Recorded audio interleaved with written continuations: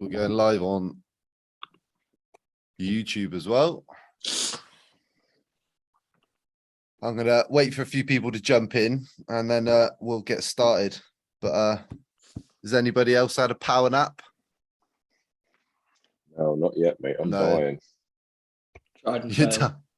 You're dying. Oh, mate, I'm not feeling good, but I'm ready. We're gonna get number one pick, right? It's COVID's killing me. Come on. Chris, I see you back on Twitter, mate. Well, I come back every so often, mate, and then I'm gone again, aren't I? And then you're like getting kicked off again. Somebody right now. Oh yeah, yeah, mate. I reckon you're one of those people. You'd probably have an argument with yourself, wouldn't you? Oh yeah, mate. I'd argue with myself in a shed.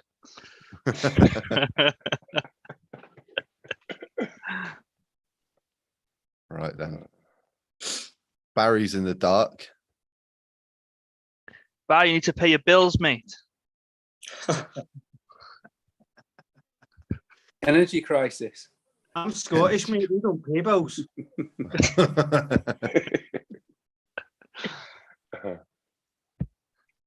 Cool. Right, I'm going to give it a couple more minutes. And then, she's determined to shout over the live stream. Why not? Get involved. No, you don't want me to get No, involved. do you not remember what she shouted the last time when I was trying to do the music video thing? Oh, mate. that was epic. Yeah. You're back.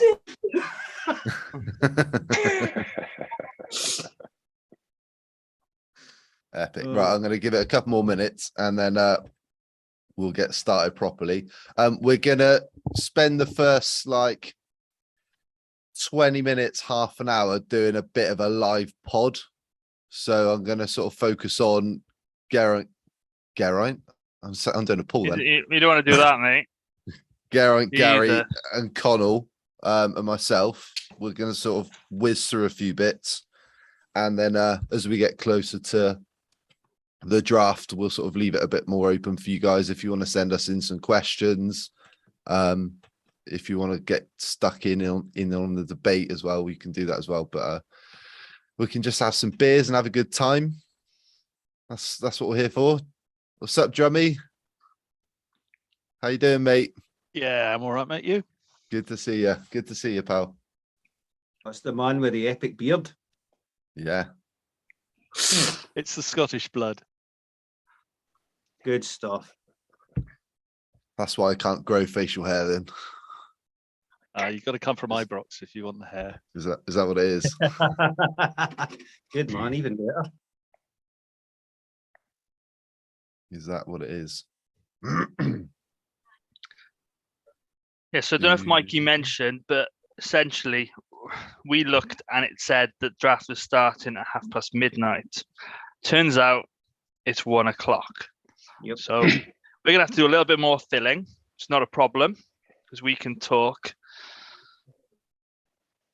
nonsense. We can get Barry to do his little shuffle. Hey? Paul's not with us to do his flossing, so you're going to have to fill in tonight, Barry. All right, Pete? No hassle, mate. No problem at all. Good stuff. Yeah, unfortunately, Paul's had his mum's funeral today, so he's probably not joining us tonight. But we're sending him our love anyway. Yeah, I spoke to him the other day. I'm going to give him a phone in a couple of days once he's back. He's got a few gigs coming up. Hopefully that'll cheer him up a wee bit. He's always got gigs. He's always got a gig on. He loves it. But yeah, I don't know if there's a chat in here as well. So once we get started, if you guys want to get stuck in on the chat, if you want to have a chat amongst yourselves while we're waffling on like we normally do, you can do that as well. If you're on YouTube, you can throw some comments in below. You can, and we've had a few already. James Mitchell, let's go. And Argentinian cheers from Edinburgh, from Cardinator. So thank you for joining us. So I'll be keeping an eye on that. Drummy, why are we here? Isn't this a done deal? If only, mate. I don't think any of us know what's going to happen tonight. Oh, we do. We've already made our big signing. Cash considerations. Cash We signed the paper in here. considerations. Absolutely, mate. You know, they're just thinking in there going, how do we get rid of one of these second round picks? You know, we don't like second round picks. Who can we give it to? I don't know. We'll let G have a rant about that shortly. I know we've not had a Shortly, rant I can do it now if you want. No, save it for a minute, mate. We'll save it Okay. for a minute. Okay, mate. So yeah, so draft's now starting at 1 a.m. for us, which is a treat. But yeah, we've got a few guests. We've got somebody that's actually at the Barclays Centre who's hopefully joining us a little bit later. And we've got several people that'll be going to the watch party at Harry Buffalo. And it'll be at the Amway Centre as well. So hopefully we'll have a few people jumping in. So should be good. Should be good. So I'll go through a few rules. I'll go through these again later. So if you're not chatting or talking, if you guys can keep your microphones muted, we've got about 40, 50 people signed up for this. So if everyone's talking at once, it's just going to sound, nobody's going to hear anybody talking. So if you can keep your microphones muted, if we can minimize swearing, Barry, Gary, looking at you, Chris. Hey, excuse me. I think I've been totally swear-free every pod that I've been on. It's definitely your Scottish ones. You're always the ones to watch. Hey, that is just part of our vernacular. I'll have you It know. is. It is. We had that particular word describes many things. and probably the biggest one of all of them, no spoilers.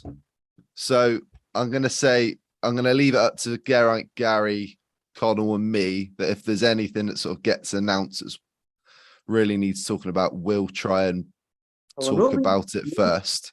If you guys see it on social media, just try and keep it to yourself. How far behind are you, Mikey? Mate, I'm usually about half an hour behind everybody else. So that's why he's relying on us, mate. That's why I'm relying on those guys to catch up. I remember about the lottery, his wee face, we're all smiling, and he's like, what? What's going on? I'll tell you what was funny when we had Dante on the pod a few weeks ago, and he certainly let me know about that at the end. That was quite funny. But yeah, no spoilers. So guys, if you see anything on social media, just keep it quiet if you can.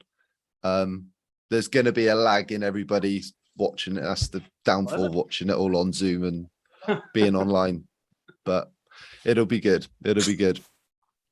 Okay, right. We're going to get started, and this is all being recorded and getting stuck on YouTube. So make sure you're looking pretty as well. All right, Geraint, there's nothing we can do for you though, mate. Sorry. It's all right, mate. It's all right. I'm used to it. Good stuff.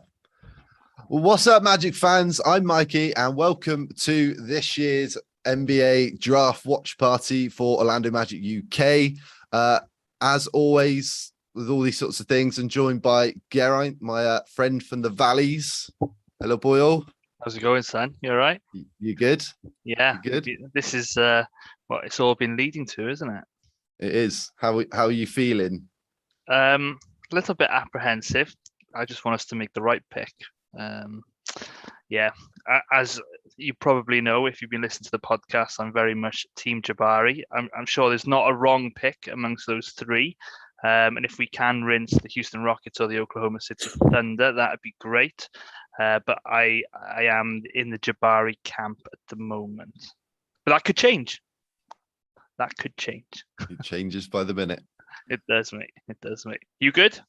Yes, mate. Absolutely. I tried having a power nap. It lasted about half an hour and I couldn't sleep. So I just got up again and got a beer. So that's the way it goes. Gary's just finished work. And he's literally just logged on there. Literally logged on. You got your coffee or a beer ready? I've got some BCAs actually, man. Have you, mate? Yeah. You got to get ready for our holiday in October, mate, haven't you? Yeah, I've got to get ready for October. You know, don't want the calories. Get shredded. I don't know about that. Probably get shredded from my views. How are you feeling, mate? Calm. Calm. Totally calm. It's whoever we pick. I'm trusting the front office, so I'm pretty calm with it. But I am going to laugh if we end up trading the pick after the last pod. You know, that's very true. Calm as you like, bit like Virgil van Dijk, Connell. Hey, yeah, it sounds something like him, doesn't it? Most definitely, yeah. Absolutely, mate. It's been a while since we've seen you, mate. I think the last time I spoke to you was before Paris. We won't talk about what happened in Paris, but you're doing well? Yeah, I'm doing pretty good myself. I'm finished uni now, home for the year. But tonight, which is what we're here to talk about, obviously, I'd say I'm excited, but I'm not nervous. And I think the lack of nerves comes from the trust that I've built, that the front office have built for me over the past few years. I'm in a situation now where I'm going to completely back whatever we do. I think having the number one pick, it is difficult to make a mistake, especially with the three prospects that we've got this year. But whoever we take, I'm going to be happy with. I think it'll be Jabari. And if we're not going to do any, crazy trade and try and rinse one of the other two teams, Jabari would be the one guy that I'd want to take. But whatever happens, I'm going to go to bed happy tonight because I trust our guys. I think we'll do the right thing. And draft Jaden Ivey number one. Is that what you're saying? Draft Shade on Sharp number one. Good and lad. trade him for cash considerations later tonight. That's it. As I already said to you guys, we're here early. Feel free to use the chat if you're with us on Zoom. If you are watching us on YouTube, throw some comments in there. We're going to open it up a bit later if you guys want to ask us any questions or open it up for a bit of topic or anything else to talk about. It's going to be an exciting night. We've all had to endure a long season, and we've fortunately got on the right side of the lottery balls this week. We've had 5 long weeks. We've had lots of debates. We've had people. I don't think any of us can really still make up our minds. We're all in probably one or two camps, but I don't think we can make a wrong pick whether we go Jabari, Chet, or Paolo with those picks. I'm just going to go through the rules one more time. If you guys aren't talking whilst we're doing this like mini live pod beforehand, if you can keep your microphones muted, avoid swearing, Angus, seeing as I've just seen you pop on, mate. And no spoilers. So I was just saying, if you guys see anything on social media, try and keep it to yourselves, and I'm going to leave it to Gary, Connell, and Geraint to sort of break that into conversation when we're on here.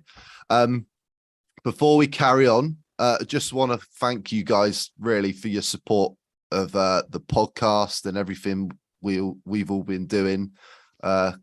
This all started with me and G back in 2016, going to the London game and grabbing a few beers, meeting Dante, and it's all really started from there, really. And all of this isn't really possible without you guys getting involved and having a bit of fun with us. So we've got loads of stuff lined up over the next few weeks. The podcast has been going mad the last few weeks since we won the draft lottery. I mean, like Dante's episode, we've had 2,500 views on that.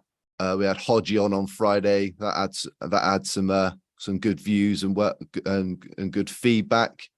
So if you aren't subscribed on YouTube, make sure you are. We want to get to 1,000 subs at one point. Eventually it might happen. But like hosting the website and doing the podcast isn't free for us to do. So any help you guys can give us, whether it's using the affiliate links, so like NBA League Pass or Fanatics, the NBA store, all of that sort of stuff, that all helps us. One more thing we're going to go into in a minute. We're actually launching a bit of a t-shirt store, which we're actually going to launch tonight. It's actually already on the website. But we've got some designs that I've been working on this week for the number one pick. So whoever we pick in an hour's time, we've got some t-shirt designs on there ready to go for whoever we draft. So if you guys want to purchase them, you can find the links on the website, and I'll post them on social and stuff tomorrow. One thing we have, and you guys can let us know what you think. We've also been asked whether we would start a Patreon. I don't know whether that's something you guys would want us to do or want to support. We're pretty comfy, whichever way you guys want to do it. So if you want us to bring you some more content, more podcast episodes and stuff like that, then we're happy to do that. But we'll let you guys let us know whether you want to do something like that or whether you think it's worth doing. But yeah, we've got a few guests coming tonight. We've got hopefully Jonathan, Luke, and Kevin from the Sixth Man Show going to jump in at some point. We've got Alan Anthony from the Ozone Pod. Dante might pop in. I know he's working on the radio, but he said he was going to try. We've got Kyle from View from the Cheap Seats. If you subscribe to his YouTube channel, he's hopefully jumping in. And then we've got Meg and Rob, who are actually at the Barclays Centre for the draft tonight. So they're all hoping to jump on throughout the night. So if we're talking about stuff and I see them jump on the screen, then I'll dive to them and we'll sort of deviate back to whatever we're going through. So I'm going to go around the room first, but I want to get everyone's thoughts on what they think is going to happen in the next hour. So let's go to Warbs first, mate. How are you feeling, mate? Who's your pick? How dare? Yeah, good to see everyone. Yeah, do you know what? I'm not as optimistic about just this draft in general. Like going through them over the last sort of few weeks in particular. Like for me, Smith, when I look at, I just always think we miss a pure shooter, and I still don't see a real shooter until you go down to further in the draft. Power forward wise, we're obviously coming out with a power forward. I would probably go with Paolo myself. He would be my number one pick. Because he's just got something about him that I think just has a higher ceiling. Smith, in some of the big games, he went a little bit quiet, and his shooting was miles off in some of the really big games. And I just worry that how he's going to react under pressure. But we've got the number one pick. I don't think we should trade it. I think we should get someone in because Isaac's, obviously we just don't know whatever's going on with Isaac. So I want to go for Paolo. I'm looking forward to it, whatever we do. But I just don't think the draft is as strong as everyone else thinks it is. And that's me, but I'm looking forward to it, whatever way. Cool. Pagey, what's your thoughts, man? I really don't know. My gut has been telling me Chet from the get-go. I'm petrified that we're going to let him go and he's going to become something like really special. Do you know what I mean? And I know people are concerned about his weight, but if he was just a little bit heavier, I don't think there'd be any debate. I think it would be Chet. But I don't know, man. Listen, I was way off on Scotty Barnes last year. So I'll be happy with any of those three. I wouldn't want to go for anybody out of those three. And you just live with what you take, don't you? Yeah. I think we need to get Chet on your weight training program, Chris. Hey? Old man weight gain. Yeah.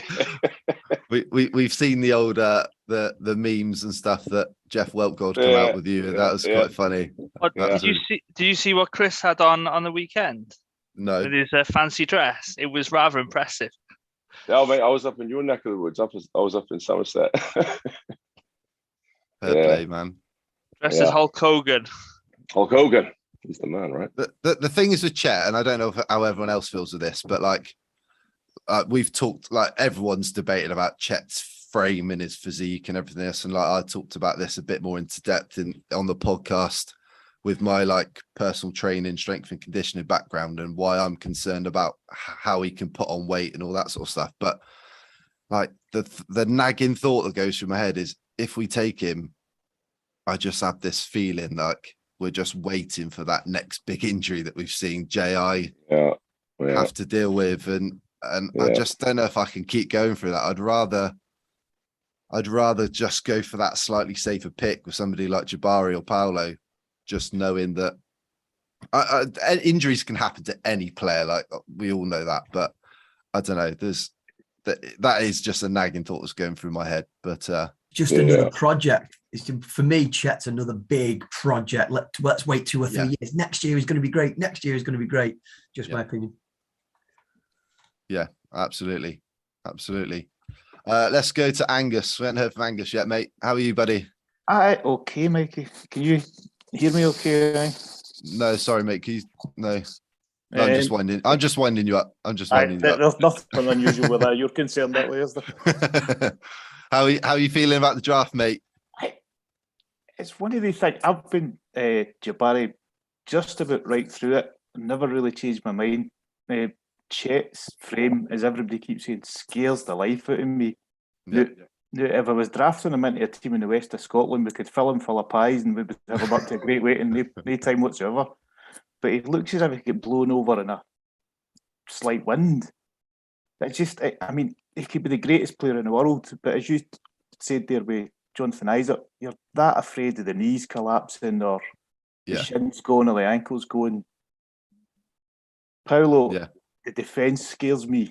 Now, maybe that's just if they don't score, we'll beat them 1-0 sort of thing. That's, I mean, that's an old football analogy or something like that, but to me, Jabari, I'd want to go Jabari, but it looks like we'll get a good player whoever we pick. Yeah. And again, something else we brought up on the podcast is Chet's like 20 pounds lighter than Kevin Durant, Kevin Garnett, and players like that were as rookies. So if you look at how much weight those players gained throughout their careers, you're almost looking at Chet gaining the sort of weight and getting to the level they were as rookies as maybe close to the amount of weight that he could possibly build. I hope I'm wrong. Like, whether the Magic draft him or not, I want to see the guy do well, but it's definitely something to be concerned about. Here I'll put a different way, but just picking up something you just said there. If we hadn't suffered through the Jonathan Isaac injury and the Markel Fultz injury, would you be more confident in taking Chet? Probably not. No. I want him to have some more meat on his bones, but no, I don't know. It's definitely a factor. I'm just playing with you. It is definitely a factor, though. 100%. Paolo, our friend in Italia. Yeah. How are you, my Hi, friend? everyone, guys. Good everyone. to see you. You know, Paolo is my real name. Is not for Banchero. You know. Yeah. No. I'm actually for Jabari, I'd say, because he's the player that we need. He's like the one that we were, looking for the past 3 years, I'd say. We were like having just Ross as a pure scorer. So we need someone that can shoot the ball from outside. I can maybe try to learn how to create this shot, because it's one of the biggest, weaknesses that he has, probably as the guy, that know better than me said about him. The thing is, with Chet, I agree. I'm not super, shocked with all the things that are going around Chet now.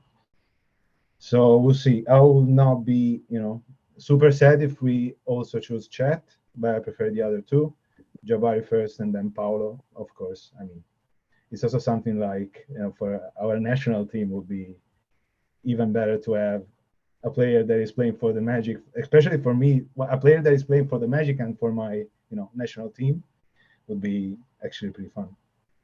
That's cool, man. That's cool. Let's go to Mark N. What's up, Mark? How you doing, Mikey? Thanks for joining us, mate. You good? I'm good, thanks. Aye, how's yourself? Yeah, very well, mate. Thank you. How are you? How are you thinking tonight's going to play out? I'm really not sure. I feel the same about the weight for Chet. A bit worrying. His frame's really concerning. He actually reminds me of a friend that I used to play basketball with, and to this day he's still not getting any meat in his bones through whatever means of training, and he eats constantly as well. So I think that's definitely putting me off.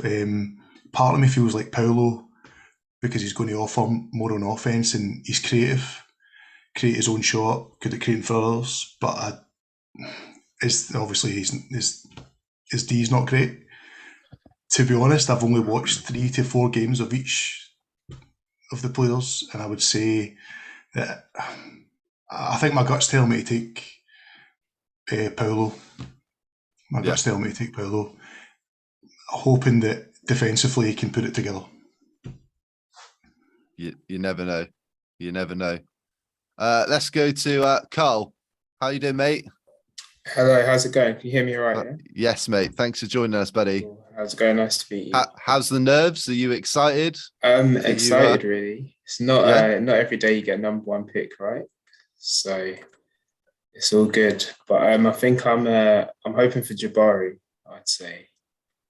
I think I mean, I'm not an expert on college basketball, as I'm sure not a lot of people are, but just from what I've seen and heard over the past few weeks, he just seems to me like the most complete player in the draft. You know what I mean? And I feel like we're at that stage where we've been rebuilding for long enough. So I feel like we need somebody who's ready to just slot in and help out, I think. So I'm hoping for Jabari, I think. Absolutely. But, you know, anyone's going to be good at #1. I think whoever we pick is going to be decent. So yeah, we'll see how it goes. There's no wrong choice necessarily, is there? Exactly, yeah. So, nice one. Well, obviously the Magic got the #1 pick. Earlier today, they decided to trade we had 2 early second round picks, 32 and 35. They decided to trade 35 to the Lakers to, I'm going to get Garrett's reaction. I could already see it, for a 2028 second round pick and cash considerations. I mean, I'll get G's first thoughts. I'll let you have a rant first, mate. Get out of your system. I'm just a bit frustrated. You accumulate all these second round picks and you don't, draft somebody and stash them in Europe or whatever and bring them over. And the 35th pick, it's a very high second round pick. It's not to be, just undermined kind of thing. I understand that, the reasoning for it, in that we've got 3 picks with the 35th, 32nd and the 1st, and you can't really bring 3 rookies on. There's a quiz question on that coming up in a little bit. And I don't know, I feel like we're helping out the Lakers as well because they didn't have a pick. And for a future second pick in 2028, which we'll probably trade again for cash considerations. Now, I know we need to just be happy we got the 1st and the 32nd. But it's just a little bit frustrating. We just don't draft and stash like some of the other franchises do, and they've had great success with it.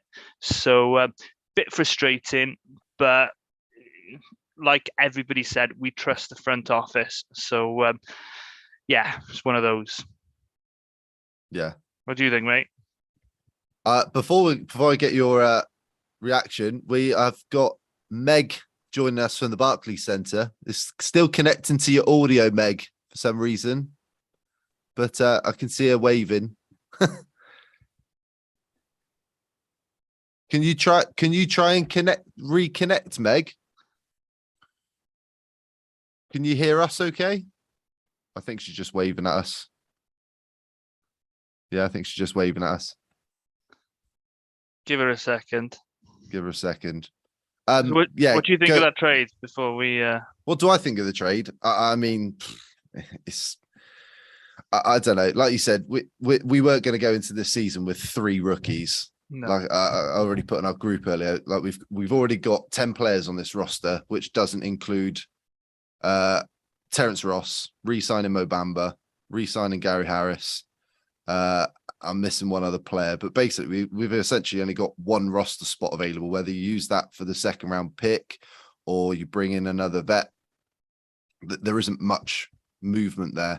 I've not really got a problem about pushing it down the road. It's just they just like to do that. It feels like every single draft.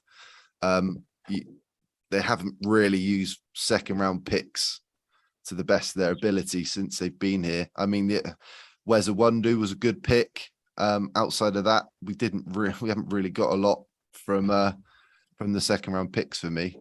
So I think we're going to use 32, and I expect everyone agrees, to try and move up into the first round and probably package that with Terrence Ross for something. And I talked about this in our group earlier about a possible deal I saw floating around a few days ago was Terrence Ross for Steven Adams and a pick or some asset or something like that in return, which I think one solves the backup center position. We can take on a little bit more in salary cap, which then means next summer we've then got more cap space available that we can use in free agency or via or absorb more salary via trade or something like that. And if we can get a draft pick out of that, then that's definitely a bonus. And Terence Ross can go and help a team that's going to be a good playoff team that hopefully they can push on again next year and go a step further, the Grizzlies. So yeah, that's just one idea. But, right. Meg is in the room. She's currently muted. So I don't know if you can hear us, Meg. Can you hear us okay? No? No. All right. Okay. Any chance you could just maybe pan across just to show where you sat, how far you are from the stage or something? Because she sent me some photos of her having been able to go on the stage earlier, and a photo of Jabari being interviewed, which is cool. I think the signal must be pretty bad. Oh, there we go. There we go. So that's how close Meg is from the. That's awesome. The stage at the draft. So I don't know if you know, Meg and they go to a lot of away games, and they're often by the Magic bench. Dante always says hello to them, and I think she's probably been to about all the arenas. It's probably not far off. Yeah, I think she had about already. 2 or 3 left last time I spoke to her, and we're hoping to have her on the pod over the summer or next season. So that should be good. We had the chance to meet up with her when we went over for the playoff trip, didn't we, in 2019 with we did. Meg and Debs and all those Magic Twitter legends. But yeah, we can see you, Meg. We can see you. It's cool. Don't worry about it. It's all right. It's no problem. That's okay, mate. I'm messaging her. That's all right. It's all good. It's cool. All right, mate. All right. Let's go to Hodgie. What's up, mate? Good to see you again, my friend. How you doing, mate? Just unmuting the mic there. I'm not too bad, mate. How are you guys? I've convinced myself of one thing and I'm sticking to that commitment. But yeah, it's like, this is a weird feeling, man. Like I'm excited tangibly about something to do with the Magic, and I feel that it's not going to disappoint for once. So it's like a bizarre feeling. Hey, Meg. Meg.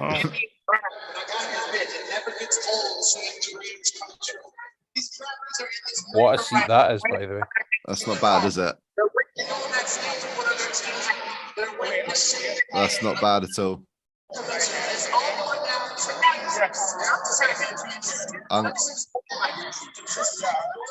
Can you hear us, Meg? No, I don't think she can. I don't think she can. So, Hodgie, how's tonight going to play out then? Have you changed your mind? Have I convinced you to draft Jabari after Friday's podcast? Like, I think I know better than any bookmaker, mate. Like, I'm convinced that our front office is like basically just stringing everyone a giant line, and they're going to get Holmgren anyway. You think they're going to go Holmgren? Still think they're going to go Holmgren. I really do. Yeah, I really think that will be the pick. I've just been handed a glass full of ice, and I'm going to pour myself a Lipton iced tea, which is the working man's equivalent of whiskey at 1 a.m. So happy days. Can I request, by the way, like, see if anyone is watching notifications and like sees a trade, could you let me know so I can fire it in the Sky Sports blog? Because like I've turned Woj and Shams off because it just ruins this whole experience.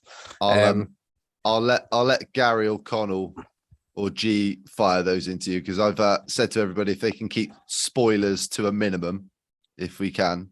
No, that's what I mean, right? But like just a trade, because like anything else, I'll just do as it happens. Yeah, but, like if a trade happens before the 1 o'clock broadcast starts, I don't want to be that slow on it. If that's all right. No, it's cool. Don't want to get you in trouble, mate. Do you know what I mean? We don't want to get you in trouble. No, that's all good. Oh, my headphones will come out. Bear with us a sec. Aye, no, like, thanks for having us on the pod and thanks for having us on this watch party. It's amazing that you guys are so active hosting these kind of things. And aye, like, it's one of the great things about the NBA UK. Sorry, I've just flung something across the room at someone and hit them rather than getting it in their hands. Excuse me a second. Oh, he's gone. Let's go to Neil. Neil Piper, how you doing, mate? Good to see you, my friend. I'm good, thanks. How's everybody? Have you changed your mind at all since we had you on the pod a few weeks back? Well, I think back then I was sort of just slightly leaning towards Jabari over Chet, but over the past few weeks, that gap's gotten further. I'm fully in the Jabari camp. I think actually Paolo's slightly overtaken Chet in terms of second place. I just think that Jabari fits so well with the roster that we've got now. I don't really agree when I see there's one or two people will sort of comment and say, well, when you're as bad as the Magic were last year, that you don't think about the rest of the roster, you just take the best player available. But I think that might be true if there's a clear number one pick. But in a draft like this, where the top three guys are relatively even, I do think it matters that you pick a guy who complements what you've got on your team already. And Jabari does that for me. So, yeah, I'm hoping that it was very strange. Woke up this morning to the news that all the betting seemed to have moved to Paolo for like 2 or 3 hours. And then it massively switched back to Jabari when the sportsbook opened over in the States. So yeah, hoping to hear Jabari's name called. Well, there's part of me, I don't mind if Chet gets called number one because I put a $5 on him earlier and it's 22-1. So if it's Chet, I've got 115 quid in my bank tonight. But yeah, no, I think Jabari is the best fit for this current roster. I definitely agree. And just think how good this team's going to be defensively next year if they can just become a little bit more efficient on the offensive end, where they haven't got to keep getting back in transition and scrambling back off of missed baskets, trying to defend teams coming the other way. You think of Wendell, possibly Jabari, Franz, Fultz's length. I would start Suggs personally, and I think like defensively that is it's got a lot of upside. Definitely. Let's go to Alan. How you doing, mate? All good, guys. How we doing? Good to see you, my friend. Yeah, you too, mate. You doing well? Sorry? You doing well? Yeah, all good. All good. Yeah, rough few months at work, but all good. Other than that, yeah, excited for tonight. I don't think we can go wrong with any of the three, really. I'm slightly leaning towards Paolo, but that's my choice. But I think we will choose Smith. But I'm just waiting to see Magic Twitter go off the rails after we make the pick, because 90% of Magic Twitter will say that we picked the wrong one regardless of who we pick. So that'll be interesting.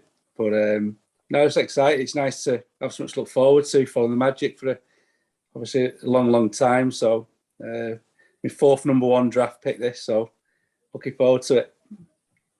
I've got two of the others up behind me there. Yeah, plus Penny, who we got for the number one, but just for good luck. Who haven't we gone to? Let's go to Adam. I was going to say evening, but it's early hours of the morning for us now. So yeah, evening or morning. Yeah. You good, mate? How are you feeling about the draft?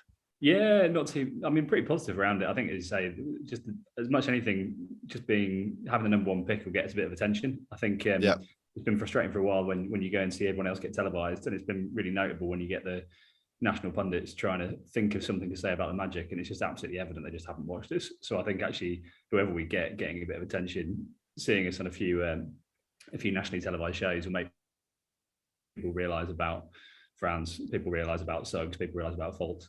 I think in terms of what I want, I've been keen on Jabari since the start. I should probably say I'm on Twitter as the last one to arrive, so probably people might have seen me pop up as that rather than Adam, which is probably the confusion between it. But I've been keen on Jabari since the start, partly because I think I think Chet's a highlight reel defender. I think he's a regular season defender, but I think in playoffs, there's a chance that he'll either just get bullied or he'll get isolated. I'm not sure you can really have him as a 5 in an important series.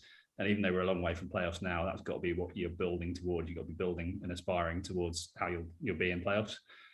I think Paolo looks great. I think part of my concern on that is we've got quite a few people who need the ball in hand. Fultz being the main one, but even I think Franz, when he took on a bit of that last year, was pretty good. Suggs, I think, still you want to give him a little bit more of that and help him develop. So I think the idea of a point forward when, frankly, he might not get as much of the ball, you're writing off someone we've got who still has a lot of scope to develop, maybe doesn't fit very well for balance.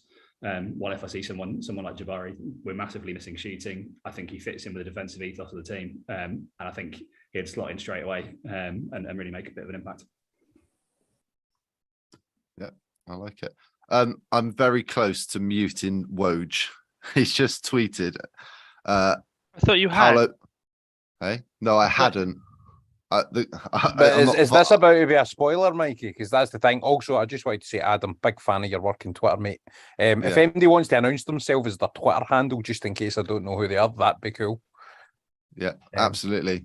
But yeah, Woj just literally said Paolo Banchero has joined Jabari Smith under serious consideration for the #1 pick. Tell us something we don't know. To say that as well, yeah. Considering this morning, I'm sure we've all seen the tweet where he said it seemed firm that Jabari Smith was going #1, and then all the odds started going all over the place, and then 20 minutes before it kicks off, he's changed his mind.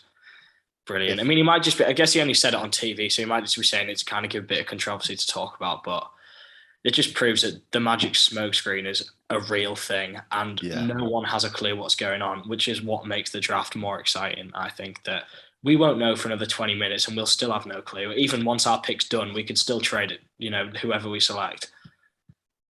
Yeah, 100%.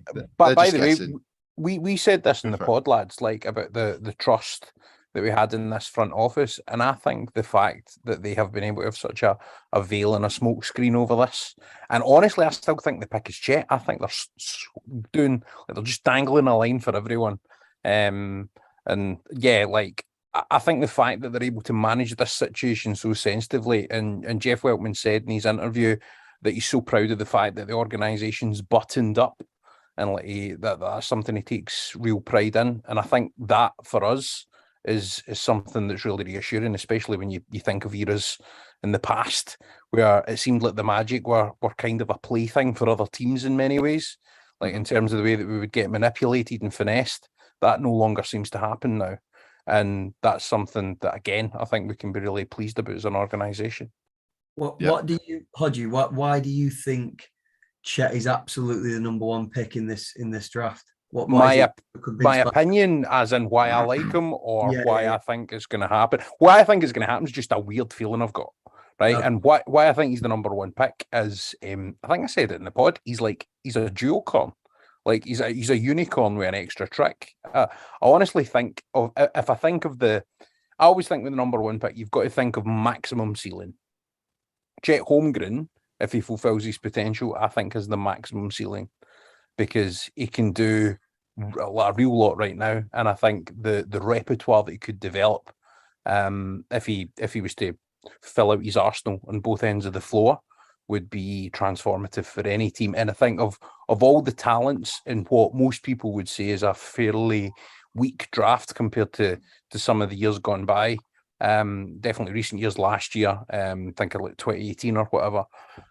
This is probably a weaker class. If I think of one player that's got a chance to break out and be like all NBA regular player if they fulfill their full potential, he would be the one that I would pick that has the highest ceiling on both ends to do that. So that's why I would go for him. But I also think he's a bigger risk than Jabari Smith. Like I think it's more of a punt. But yeah, I mean maybe that's why I've never got any money in my betting account. But you get the point. Yeah, fair one. All right, cheers, dude. No worries, man. Good stuff. Before we've got about 15 minutes to the draft tips off. One more time. If you guys can mute your microphones when we're not talking, just so we've got like 25, 26 people logged in already, just so nobody's talking over one another. we have got a couple of guests coming in, so I'm going to go to those guys and then we'll sort of jump in between. We've got Al and Anthony from the Ozone Pod. What's up, guys? How you doing? Oh, I can't quite hear you. You're still on mute, Al. There we go. How you guys doing? There we go. What's up, guys? You would think that he got this all figured out by now. How are you guys doing? How's the atmosphere in the Amway? Oh, man, it is crazy. I think I heard the entire Power Bank Hero check. That's a lie. I will tell you, when we first walked in, we were like, wait, is there a game going on tonight or the draft? Because the arena is actually pretty packed. So it's a fan base, it's a Magic fan. It feels amazing to know that the fan base is embracing this so much. So again, it feels electric. And then after the Roach tweet, I'm sure you guys all saw it already. We're all sweating here now because like, what's going to happen? Are we getting Jabari? Are we getting Paulo? It's going to be a fun night for sure. Yeah, absolutely. Are you guys recording straight after tonight? Who've you got? You got a podcast you'll be doing? Yeah, so as soon as we get the early picks out of the way, try to jam, try to get ahead of the Absolutely. 10:30, try to record before we gotta wake up. So I see Al change his mind earlier. He now wants to go Paulo, so we get to reveal Jeff Weltgod. That's the only reason why. That's the only reason why, Al. That's the only reason why, man. We're Team Jabari, Al. Is that right? 100%. I've been that way since day one, and I'm not going to change now. So again, I'm willing. I'll be happy with anyone. Chad, Jabari, Paulo. Honestly, yeah. Jabari to me is just something special, man. I think the shooting stroke that he brings to our team right away, like shooting ability, you can't teach that, man. I feel like we've needed that for so long. Yeah. If you have the chance to get it, why not? Absolutely. Do you think could you predict anything crazy happening? Do you think there's a chance we trade number one?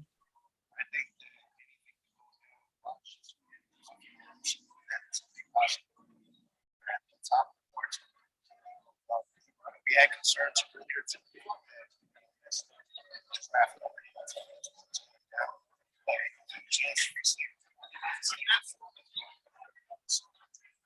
I expect.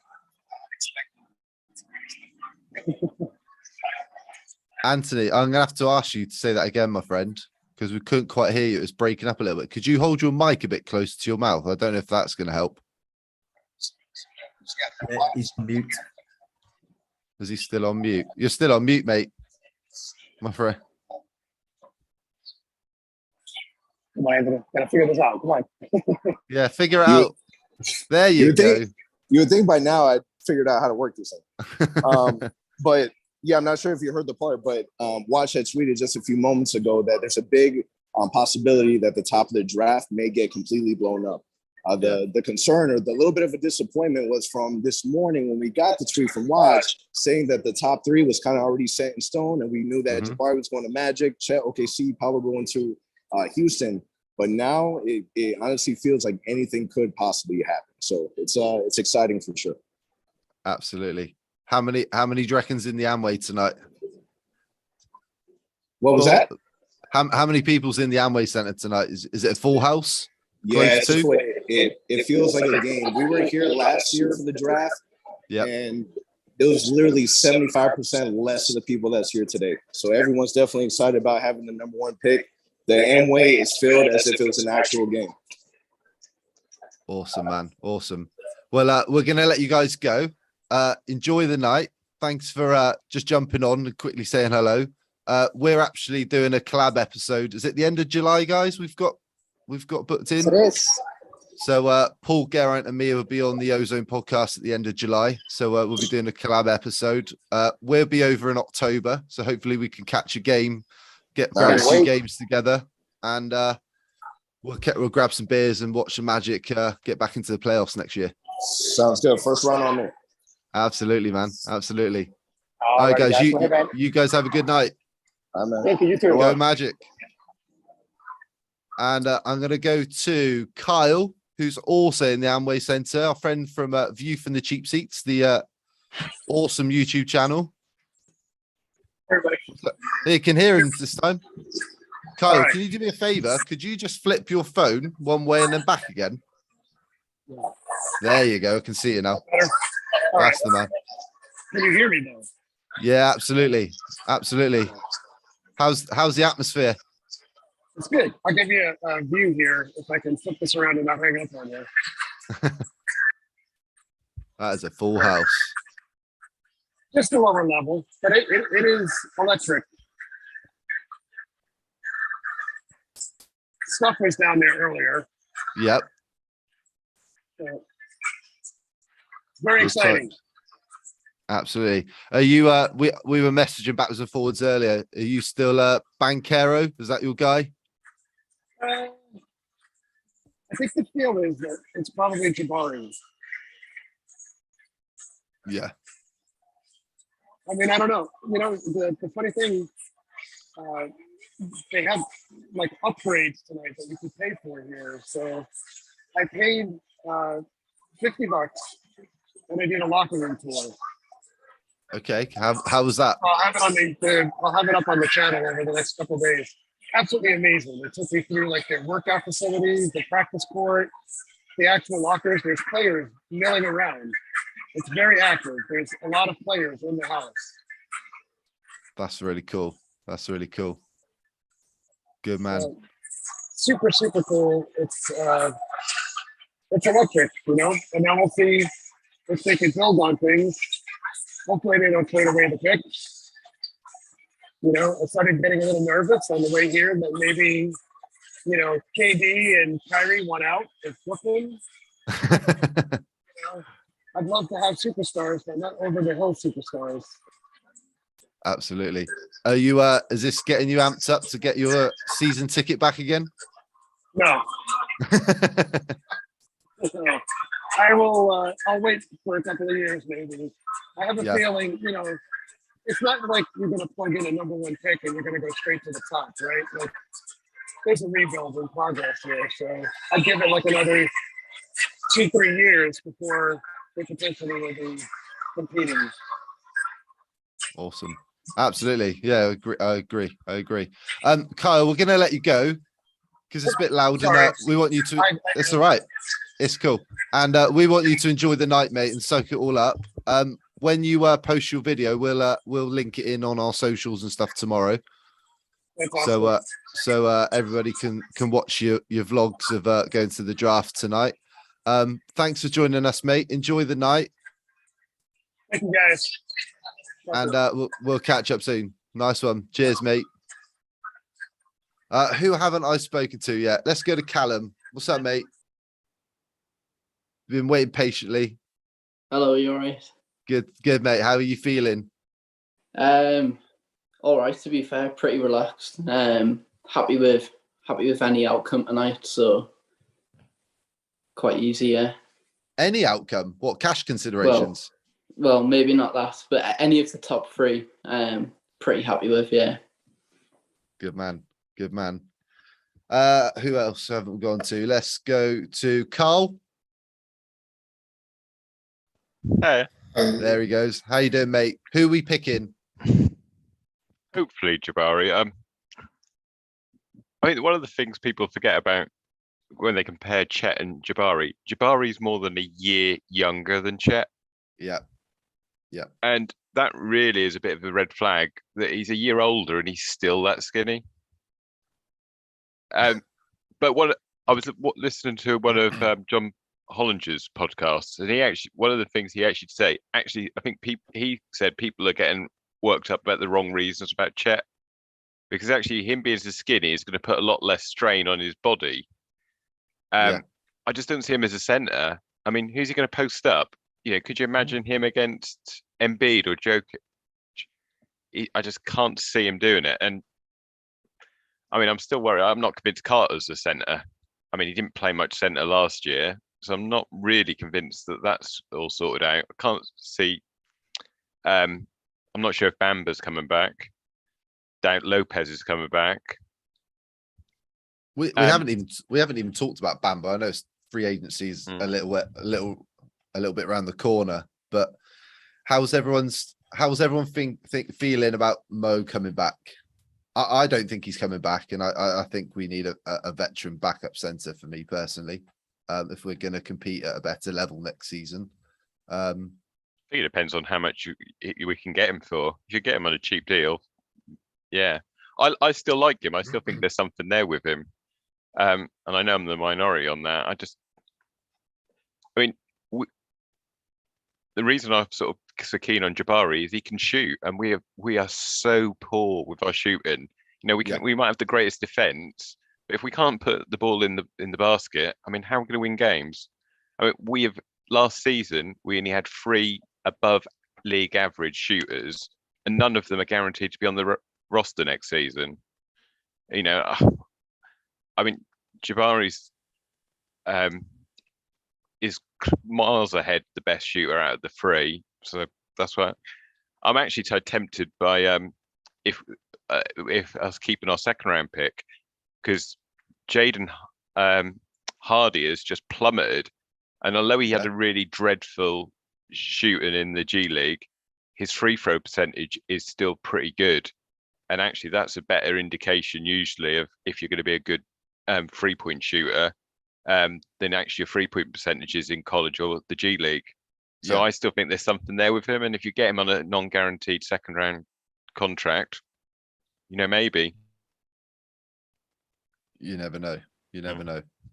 I think another team like the Kings are more likely to throw more money at Bamba than.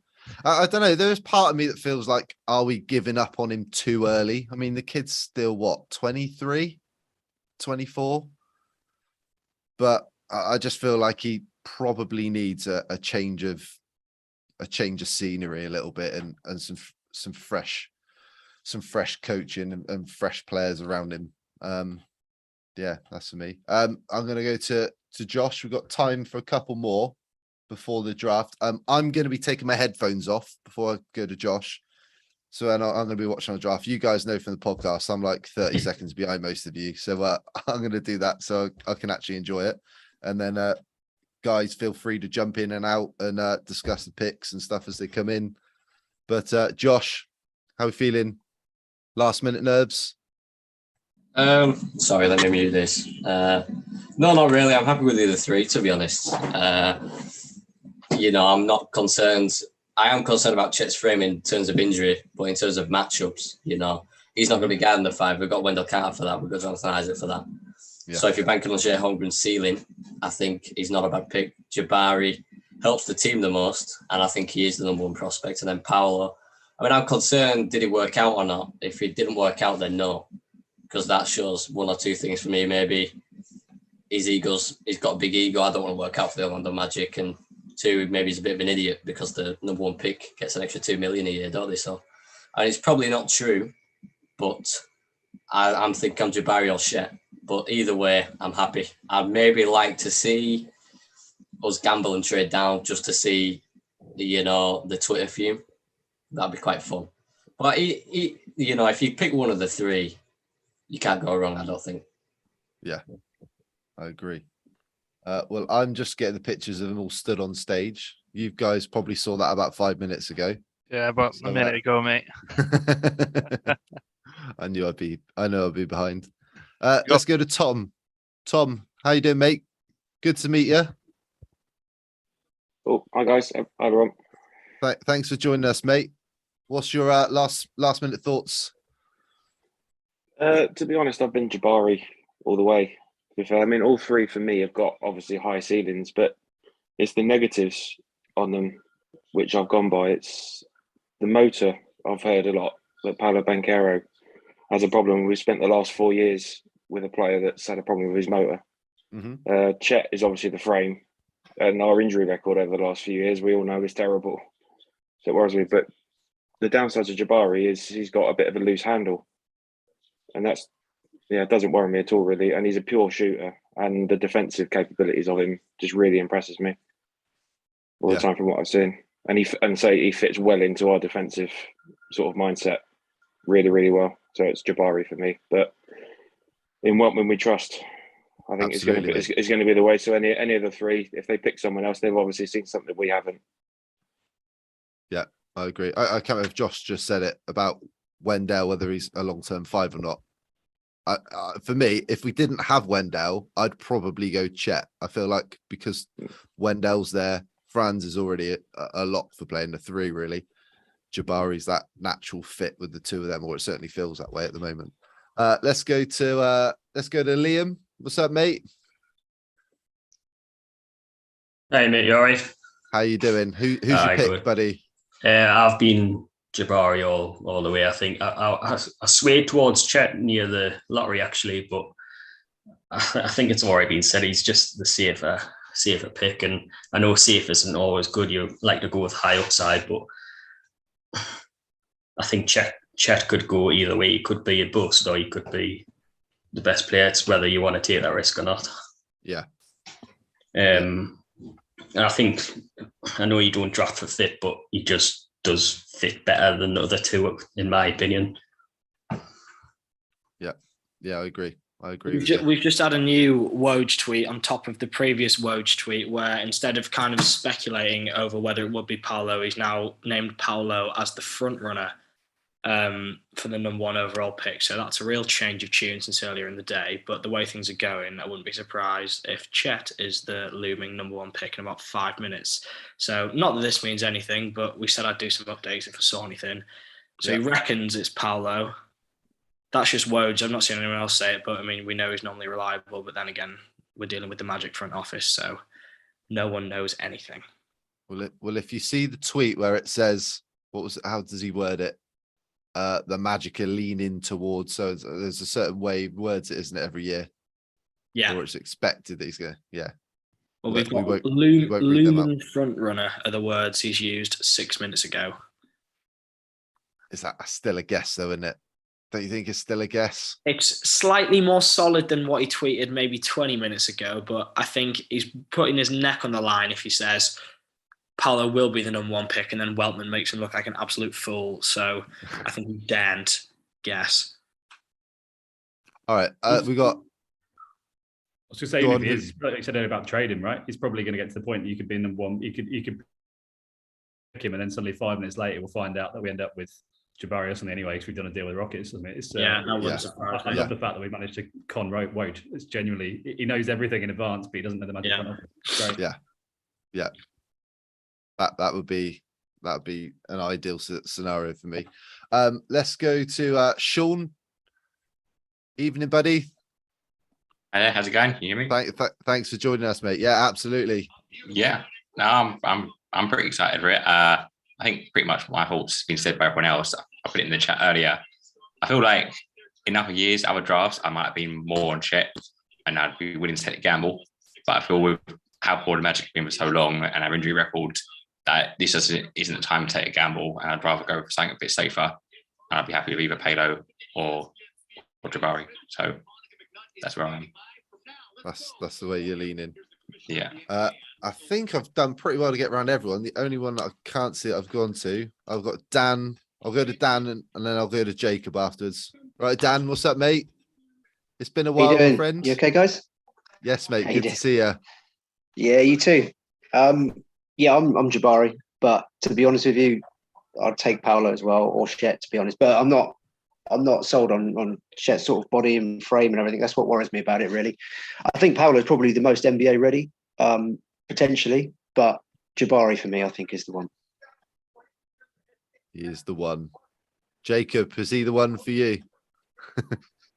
Can you hear me all right, firstly? Yes, mate. Yep. Yeah, cool.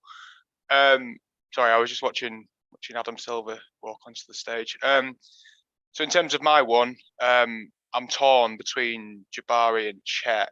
I'm leaning towards Jabari purely because of not just the Chet frame thing, but the biggest thing that I've seen today that's flung me one way was the report or the rumor that Chet's been sort of not publicizing his medical records to the front offices. I don't know if you've seen that, but I saw a report saying that he didn't give his detailed medical records to some of the front offices for the teams, which does worry me a bit. Why is he hiding that sort of information? Is there a reason?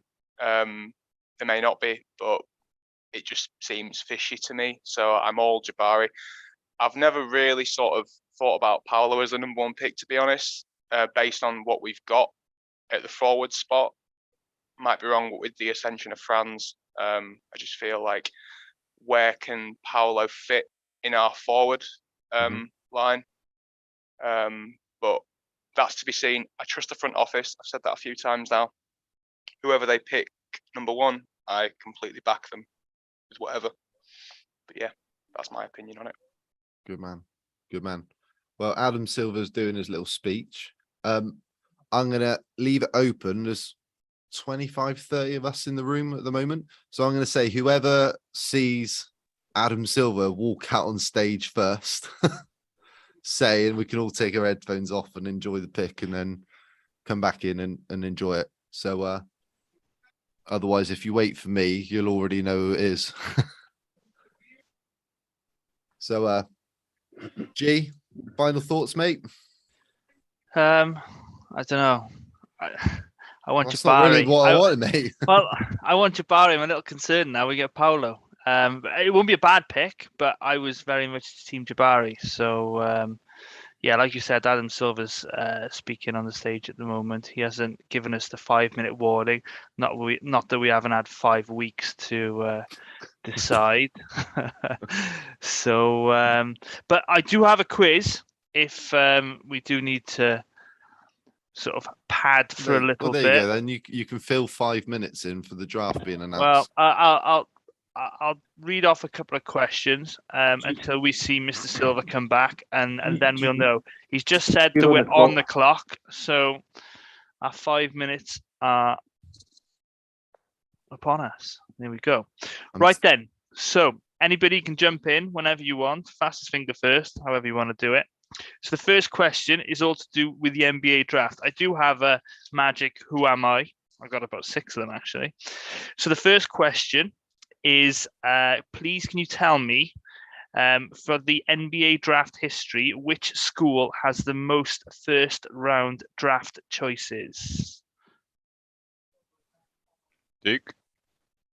Duke is incorrect. Duke a third with 49. Kentucky. Kentucky. Who was that? Neil. Is that Josh? Neil. Neil. Well done, Neil. Well done. Kentucky are first with 55. We'll just try and round out the top 5. So you've got Kentucky in first, Duke in third with 49. Any guesses on the second, fourth, and fifth? Michigan. Michigan's not on there. North Carolina. The North Carolina Tar Heels are second with 53 first round draft picks. So we're just looking for 4 and 5 now. Kansas. Kansas spot on for 5th with 33. So we're just waiting for the 4th team now. Arizona. What was that last one? Arizona. No, it's not Arizona. Nope. Memphis. UCLA. UCLA, yeah. UCLA is correct with 39. So there we go. Well done. I'll throw a random one in there now. I'm expecting Gary to get this one right. Okay. What school, which college, and what pick was Travis Diener selected with in 2005? It was Marquette. Here we go. I'm going to guess around about 34. A little bit later than that. We'll all be shouting 41. numbers out. It's 38th overall pick, and he was from Marquette, as he said. What pick was JJ Redick selected with in 2006? 11. 11. Spot on the money there. Well done. The Magic selected 2 Kentucky Wildcats in 2010 and 2011. Can you name these players? Daniel Orton. Spot on. Daniel Orton, who's picked 29th in 2010. And then Liggins. Liggins was correct. Who now or did play for the pick is London. in. Oh, it's in, is it? Hang on then, everybody. Hold on to your See you in seats. a second.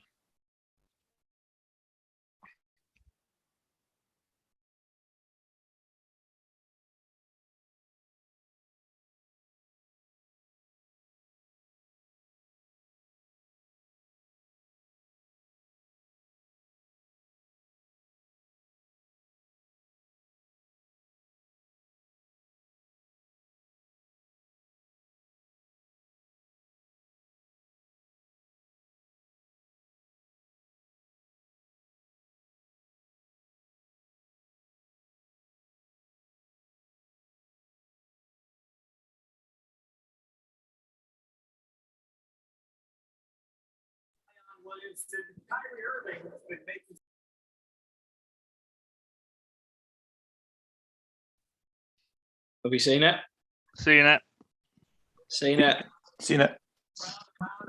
Hey. Yeah. That's right. Got it.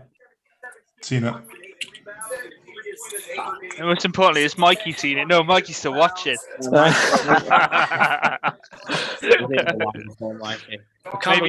Maybe you'll get it by Saturday. Mac has just seen that we've drafted Jalen Suggs. Suggs, is it, Mikey? Or Jugs?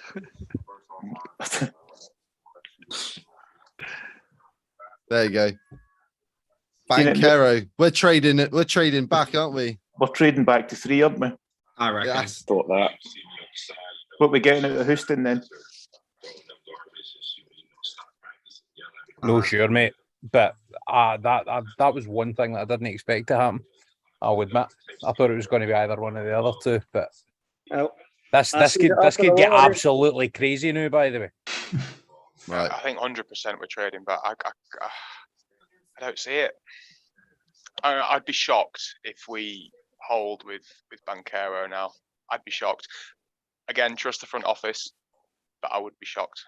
Especially since the Thunder seems so set on getting Chet as well, and it would seem for so long that Jabari was our guy. It makes sense. We got one happy Italian though, have we? Yeah. Paolo? Where is he? Still here? He's still there. I'd say yes. Should I say yes, guys? I don't know. I actually don't know because I want to see what we are going to do with the pick. Because if we are like going on with Paolo, that's another scenario that we need to reevaluate, because I think it's just 1 month that we are considered basically like Jabari, like already drafted by us. I mean.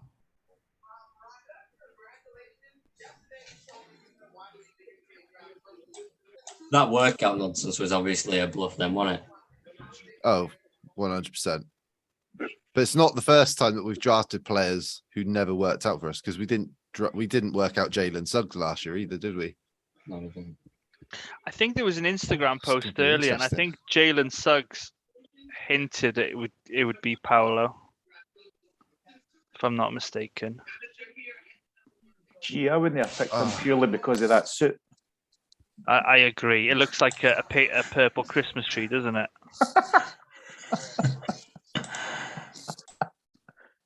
There's definitely something coming off. There's no way we've picked him after the. If we've picked him and that's who the office has been after, that's been a hell of a smokescreen. I did think that they were trying their best to be a smokescreen about something, but I read it differently. So it's, I mean, this is interesting. This is basically the one thing that could have happened that sets the whole draft alight now. Do you know what I mean? What would people prefer? It'd be interesting to know how many people would prefer to keep him and how many would prefer to have him traded.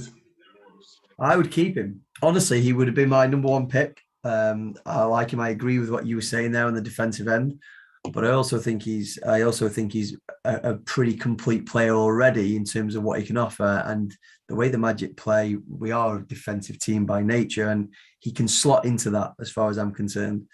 But I'm going to just say it. I'm not bringing the mood down. I just don't think it's a very exciting draft. Full stop. I'd rather have the number 1 pick last year with Cunningham, or what is it, the year before was Williamson or Ayton, and it just feels like this is the weaker out of the last sort of 4 or 5 years. But I think I do think, based off what you guys are saying, there might be some action coming up. But I would keep him. So see, another thing to ponder here is, right, the front office are going to be thinking where the Magic are at in their timeline, and they're obviously going to know a bit more about the health of the players that have been out and things like that, because they might think that we are further along the timeline than some of the fans or pundits that don't bother watching the Magic might think. So there's a few considerations to be had here, because if you're looking for a player that can come in and affect things from day one, I think Paolo Banchero is your answer in that regard. I think the others have translatable skills, but I think they're more of a project. So that might be the thinking if they were going to keep him. But I'm still thinking you're trading it. Did anybody see him walking off there? And to me, didn't look that amused, like going to the Magic. Yeah, I was thinking the same thing. I think he's just shocked. I honestly don't think he thought he was going number 1. Well, I'm sure he don't want to go to. I'm just seeing it now, and he actually looks devastated. Yeah, he does.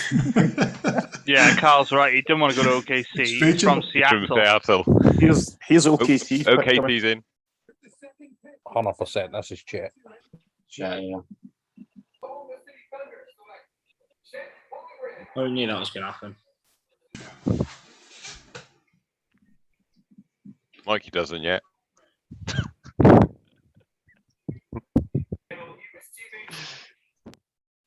You think there's a chance that Jabari can slip to 4 to the Kings? No. No, he's going at 3. No chance he's going at 4. I think he might. Don't happen to I the think Kings. he's going 4. Who is 4? Is Ivy? Is he 4? Ivy or Murray. Keegan Murray, I think. Keegan Murray seemed to shoot up the draft, the kind of drafts boards recently. I've noticed. It seems solid. I mean, Smith is perfectly for Houston. They don't need another ball dominant guard like Ivy with Green there, do they? No. I'm wondering actually if Shaden Sharp might jump into 4. There's been talk of the Kings wanting to move down, isn't there? They're not maybe looking to. I think the Kings might trade this pick, to be fair. If it's Jaden Ivey and they've already got De'Aaron Fox there, it would be surprising, but that would be a fast backcourt. Yeah. I think Jaden Ivey could come out. The Magic have already tweeted stuff about Banchero. I'd be surprised if they traded it now, like in terms of quotes about how good he is and all that sort of thing. Oh no, Dan Quotes. Savage. No. The George Galante will have things ready for the 3 of them. I think. I wouldn't read too much into that because they'll be on the ball. Yeah, true. But I'm just thinking if you're planning to trade it, which they would be by now, then you might hold back on, like, there's quotes coming from the podcast that Jake Chapman did. Like, I know he's been doing ones for the top 3 guys. So I just think you might hold back on that if you weren't keeping him. Yeah, I guess. Or maybe it'd say something like quite bland, like with the number 1 pick we've picked, or I mean, rather than like a big welcome thing.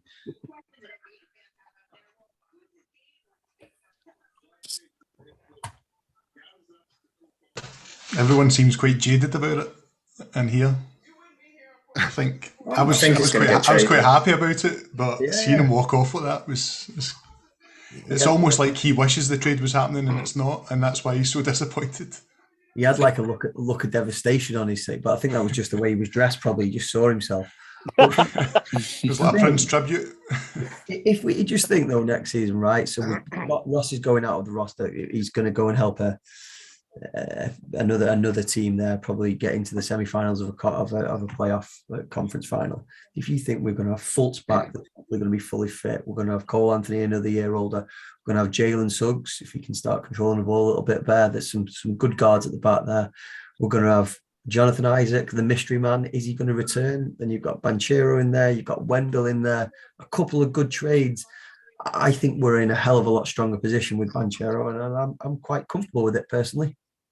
The only thing is, though, is if he really doesn't want to be there, is he going to give it his all, or is he going to, you know what I mean, is he going to be his best? Like, that's the only thing I'd worry about. I think if you remember back to the lottery, We got the number one pick. Paolo didn't seem very pleased with us getting the number one pick. He had a flat face when everyone was clapping. He didn't seem impressed. So my worry is he doesn't stay in Orlando once his contract's over, his rookie deal. Yeah. The weird thing about that was that he was then saying that he felt he was definitely the number one pick, and maybe I know everyone would say that in his position, but maybe if you don't really want to be the number one pick, you would just stay a bit quiet on it. So Markel Fultz has just quote tweeted the Magic's announcement tweet with "Yes, sir," and one of those purple, happy little mischievous devil face emojis, which is interesting because if we do trade him in about 10 seconds, it's a bit awkward. That tweet's going to look a bit weird, yeah. It'll get deleted swiftly, I think. Yeah, but I mean, obviously they don't even tell the players what's going on, do they? So he's probably about as clueless as us. But I mean, he seems pretty pleased with that. I can imagine his mood will be a bit weird if he does get traded. But yeah, I just thought I'd share that in case you're not on Twitter. Interesting question is, what do you think it would cost Houston for us to do that swap? Well, I mean, I saw this morning a lot of trades involving Martin Jr., Kenyon Martin Jr. I mean, how much we... Oh, I've got another chant. Wait, I'm not going to ruin things. I'm going to let everyone watch. Oh. I've got just something from Shams. He said that sources say Orlando did not have a formal workout or meeting with Banchero pre-draft, but we've still picked him. So.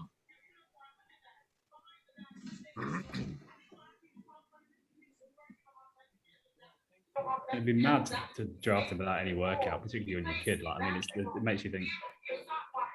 Sounds like something that old front office would have done, right? Well, the Magic drafted Jonathan Isaac without working him out. They just had dinner with him. Suggs as well. No workout for Suggs. Who stood picks in? Difference with Suggs though is he didn't really want to drop as low as he did.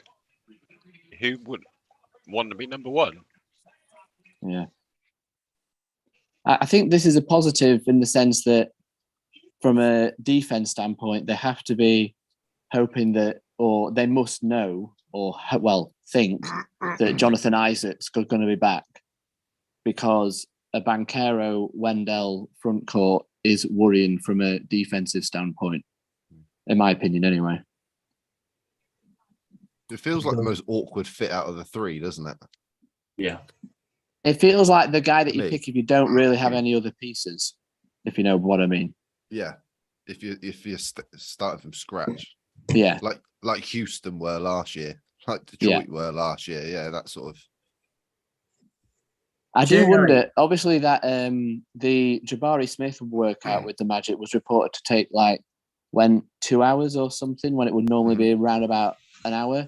Yeah, that's what Dante said. Yeah, I wonder if he just kept missing, and that's why they decided to go with Fowler. Or he picked up an injury. Maybe, yeah. I'm more annoyed I've lost out on £5. Well, actually, 115 quid, not even £5. Never mind. I really hope this ends obviously next year's draft when the national media who don't watch the Magic come round and say, "Oh, all the Magic do is pick really long, tall, lanky guys." Hopefully, that'll be the end of that. You'll be glad to know, Mikey, that my bet came in. I took Banchero first, Tom Green second, and Jabari Smith third. But the odds were terrible though, 3-1. That's pretty decent. It was a free fiver.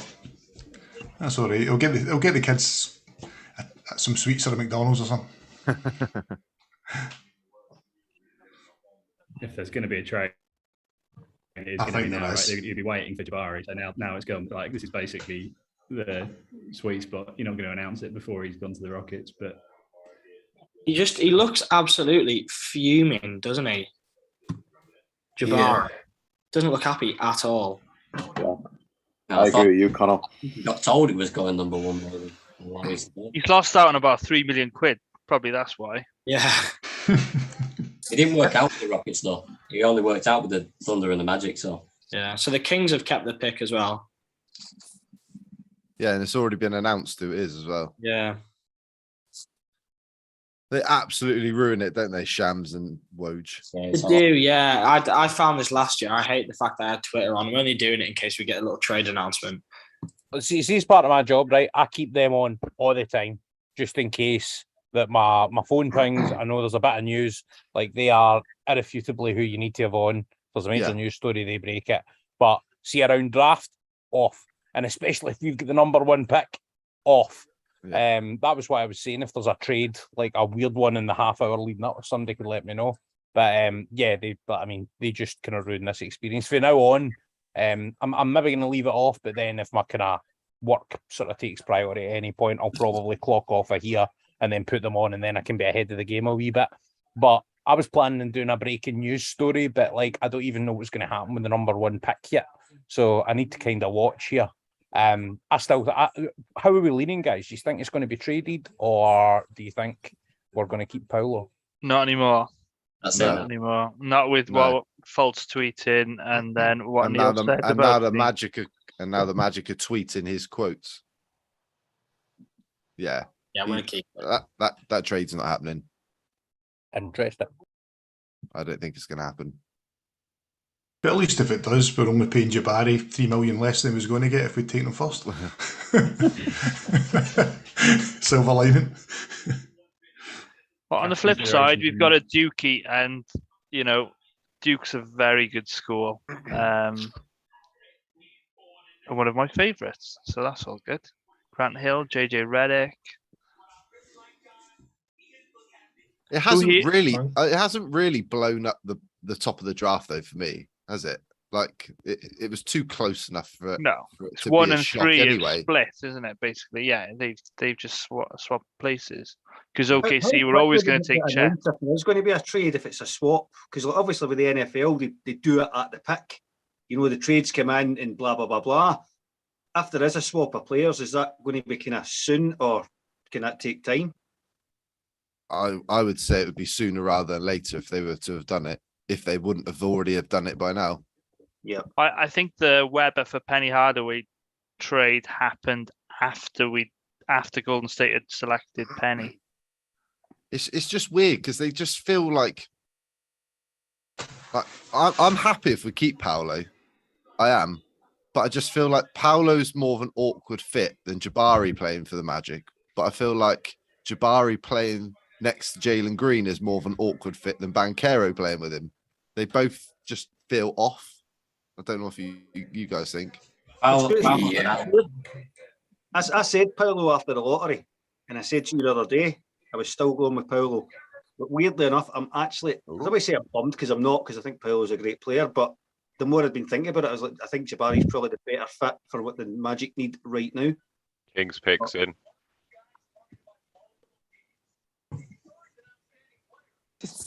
When you're looking at it, the consensus best player, or the unicorn, if you want to call him, was Chet. The best pick, the best fit with us was Jabari, and the front office picked Paulo. Now, either they know something or have seen something in him that none of us have in concerns with the fit, or there's somebody with a wee bit of mischievousness in that front office who's just trying to play us all. Would you think it was? Do you think it was deliberate, Angus? The fact that nothing was mentioned about Banchero, he was never on our radar. The front office have let nothing go at all. He apparently wasn't in for a workout. Nothing was leaked about him even being anything to do with us at all. And then bang, here's your number one pick. Well, the front office never seems to leak anything. It was all really media, other than our front office. So you kind of, I don't know if it's that as much. I suppose we've got to trust it. It's been okay so far. Did everybody watch Jeff Weltman's press conference the other day? Yeah. On Monday. Now you look now when you think back of what he was saying and that when they were asking him has Paolo been in, he did everything he could to dodge around that question. You can kind of see why now if it was a complete smokescreen. He's a master of saying loads of words. Oh mate, telling people absolutely nothing. Yeah, he's the best. Make a consummate politician. Has everyone seen Keegan Murray going 4? Yeah. Predicted that. I'll just say. So the Pistons are now jumping for joy because they're going to get Ivy at 5 to pair with Cade. So big winners tonight, I think. unless they go with Sharp to replace Grant. Ivy was the only player. He only worked out with the Pistons and us. He didn't work out with anyone else. So I think Ivy's set in stone to the Pistons. Yeah, plus Killian Hayes hasn't really worked out there, so it would be an ideal replacement for him, I think. Well, not replacement, but certainly a better starter, I think. An upgrade, yeah. Yeah. If they get Ayton now to put with that, they're dangerous. Definitely. I think they might go after Bridges from the Hornets as well, because they've got like 45 million in cap room now, having traded Grant. Did they pick 32 or did they trade into the first now?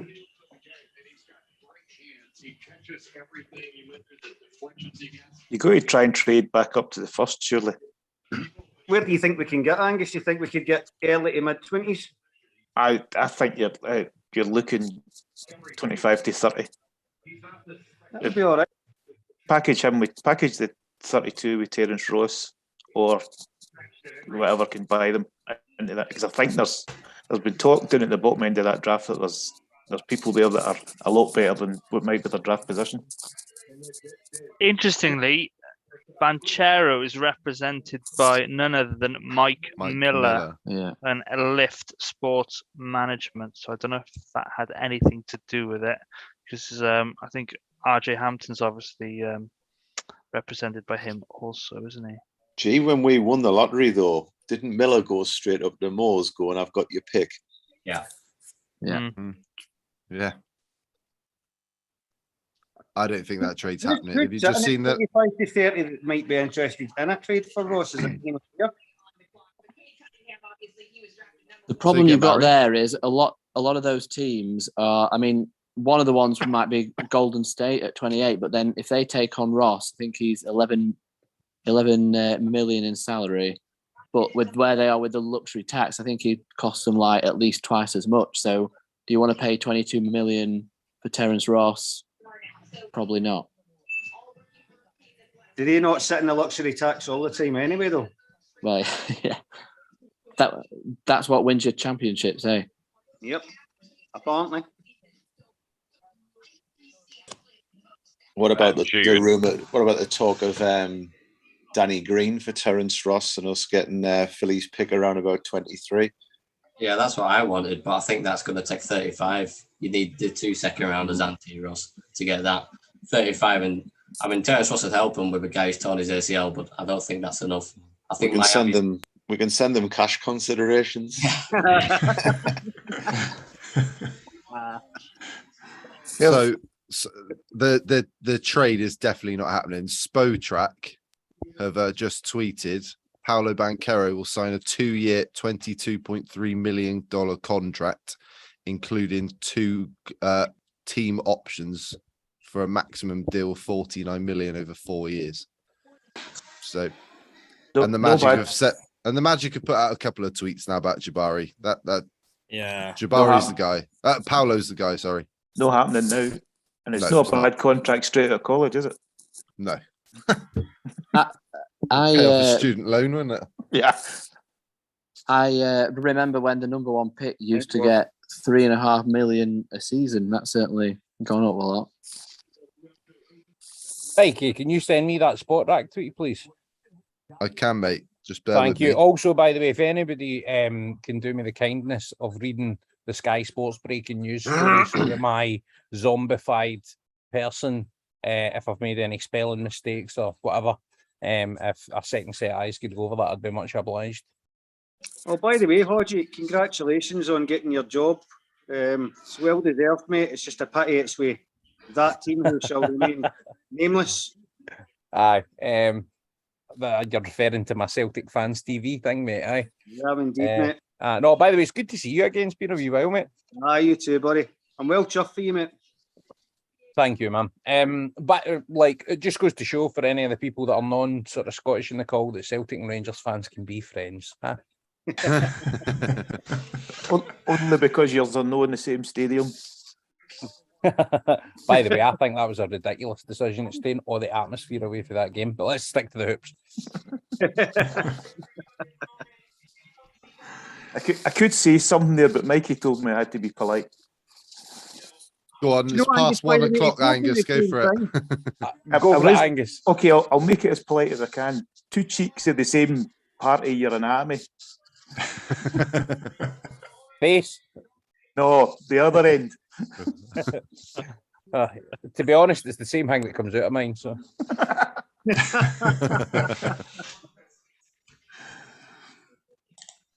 I'm starting to get the vibe that Mikey thinks us Scottish guys are quite not as well spoken or something. Since I got this one that Angus got. No, I just need subtitles for you. That's all. That's what I said to you last year. You did big last year. Just wait till I get a hold of you in Orlando, mate. It's all right. It's good. Well, to be fair, I've said to Garrett and Paul, I hope that we get a game on the night me and Garrett land, because you're flying home the night after, aren't you? Yep. You're flying home on Thursday. I fly home on the 27th. I think you land on the 26th. Yeah. Yeah, hopefully we get a game on the 26th. And so there's about 5 million of us taking over Orlando. My missus has said, because our little one's only 2.5, she'll be 3 in October when we go. And she said, we're not taking Lily to a game until at least the Friday, just so she's got a couple of days just to like adjust the time difference and all that sort of stuff. But if they're playing the Warriors on the Wednesday or the Thursday, she said we're going anyway. So hopefully we'll get the Warriors on that Wednesday night, Angus, and we can all have a good time. So I take it, Mikey, your answer straight away to your missus wasn't, well, where are you going when I'm going to the basketball? She's gonna be sat. She can be sat in a hotel, mate. Probably going to sleep with the little one, I expect. I hope we can all get the group together, as you say, for a game, because there's going to be there's easy going to be 20 of us. Well, there's a big overlap anyway. I think I've counted. I think I've counted 20 of us, and there's another. I want to say about another 10. Shamichael J. Fox, who probably most of you know from our Twitter group. I was messaging him last night, and he said to me, him and his wife are doing a road trip, and they're going to, I think they're going to Arizona, they're going to LA, but they're going to do Orlando on the way back, but they're going to try and time it when we're all there as well. Yep. So we was trying to find the sweet spot when everyone was there. So, yeah. So there's more people that are going to be going with you.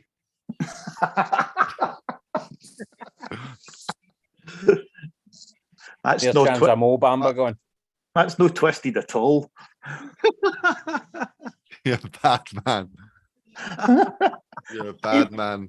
He would be welcome with open arms or a closed fist. He would. Whatever's the mood at the moment.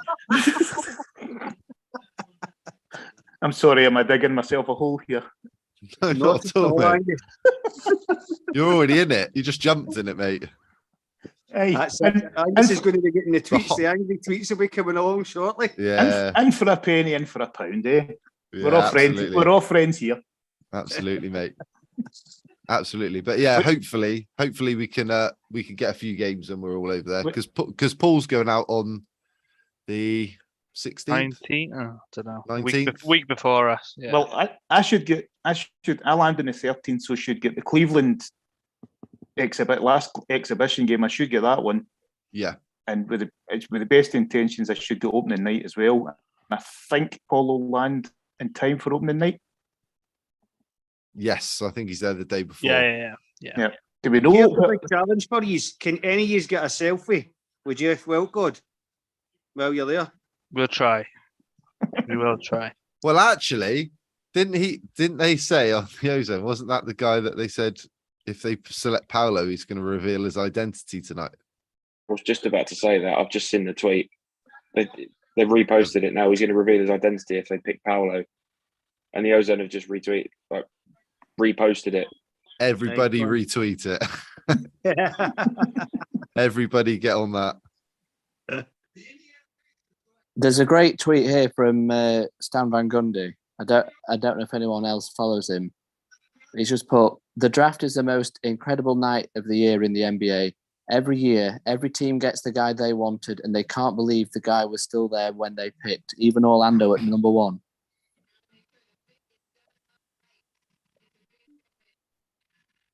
That's kind of passive aggressive in tone, but I don't even know what he means. which is very kind of.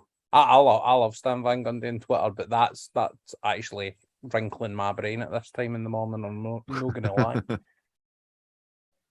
Jeff Weltman in his press conference, he was the best player in college basketball. There you go. That's all you need to know.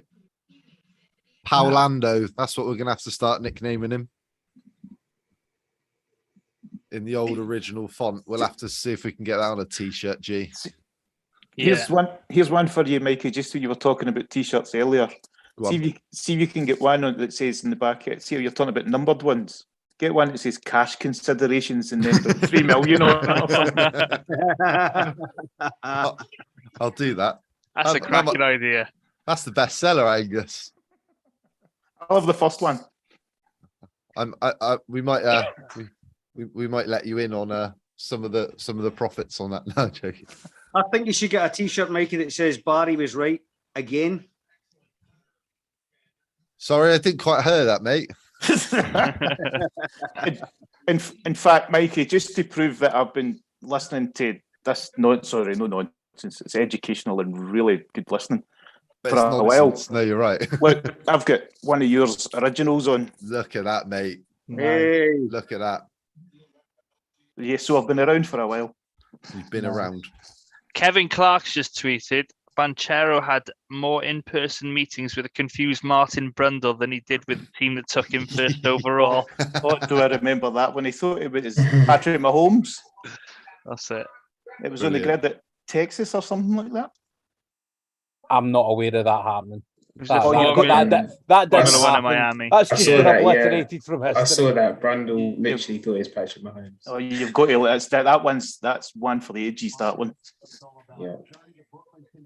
I did suggest. Oh no, I can't say that. Right, doesn't matter. I've got a story. I've got a story that I'll tell in a stream at some point. But remember who you work for, Hodgie. That's it. I'm thinking a wee phone call tomorrow, Stu. Could be done, mate. Although, to be fair, I got up at 8 a.m. this morning preparing all my pre-draft stuff. Finished that at about 10 o'clock. And then was paranoid there'd be a trade, so I didn't even get a nap. So I'm going to be a zombie, but tomorrow in the evening sounds good, my man. No hassle, matey.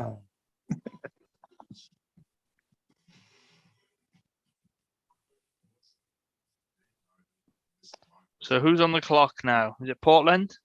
I think we're doing about 9 or 10, G. I think this will be shared and sharp, personally. Yeah, apparently Lillard loves them, doesn't he? Where do we think Sochan's going then? Spurs. I want Sochan to do well, obviously. He grew up over here, so I wish he represented us instead of Poland. I think that's because his mum was a really prominent basketball player for them, but I was on the call with him, the media availability. He comes across really, really well. Like, you know, that way sports stars have that kind of airbrushed persona. Oh God, look at my hair now. There's some light. You know, sports stars have that kind of airbrushed persona that they put on. He seemed genuinely nice. You know, that way. Like, it didn't seem like a contrived thing. And I think his defense for the wee bit of film I watched in him looks really, really strong. And that's like, if you can get that right, the rest can come. You know what I mean? If you get drafted into the right organisation. So Spurs would be cool. I think that I'm interested to see who gets Jalen Durham. That's who I'm interested in. I thought he might go at the Spurs, Jalen Durham. I think he's pretty average, to be honest. I'd take Matt Williams over Jalen Durham. I second that as well. He's really, isn't he like the youngest player in the draft though? Is the minimum age 19 or 18? I think I read somewhere that he was the youngest in the draft. Well, that's upside, isn't it? I could be wrong, but it just seems to have popped in my head. Also, Spagnolo is 2003. The one of the Italians is 2003. I'm 2003. Yeah. Right, lads, I'm going to have to head off now because I've got to go to the doctors in the morning. But thank you very much for joining us. And let's hope we made the right pick. I hope that rash is okay, Connell. Nice meeting you, Connell, mate. Yeah, nice meeting all of you. Nice one, I'm Connell. sure, we'll all be in touch again soon. But yeah, thank you for the support and everything. It's great seeing you guys. Remember, after the Good shampoo, luck, Connell. Connell, get the shampoo. Will do. Nice one. See you in the morning. I'm not seeing you in the morning. I'm not going to see you in the morning. I'll see you later. Unless one of us is a doctor.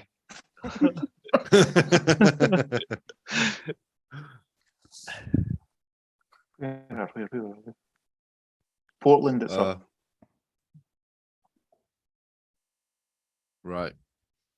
Guys, I will also have to leave you. Thank you for the invite. Hope to talk to you soon. Awesome. Thank you, Paolo. Cheers, Paolo. Thank you, guys.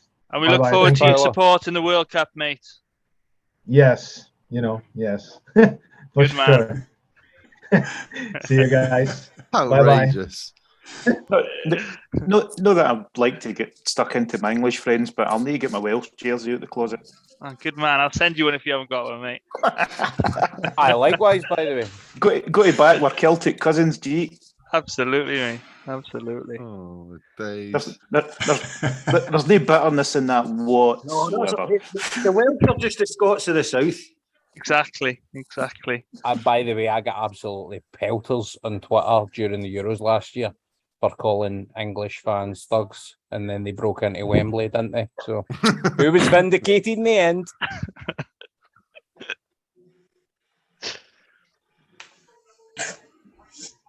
Dear. My mate was at that with his wee boy. He was absolutely, he said his wee boy was terrified.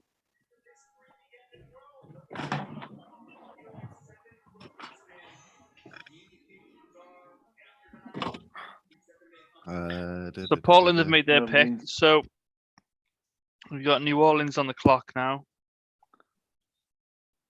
Was that Sharp, is it? Yeah. Okay.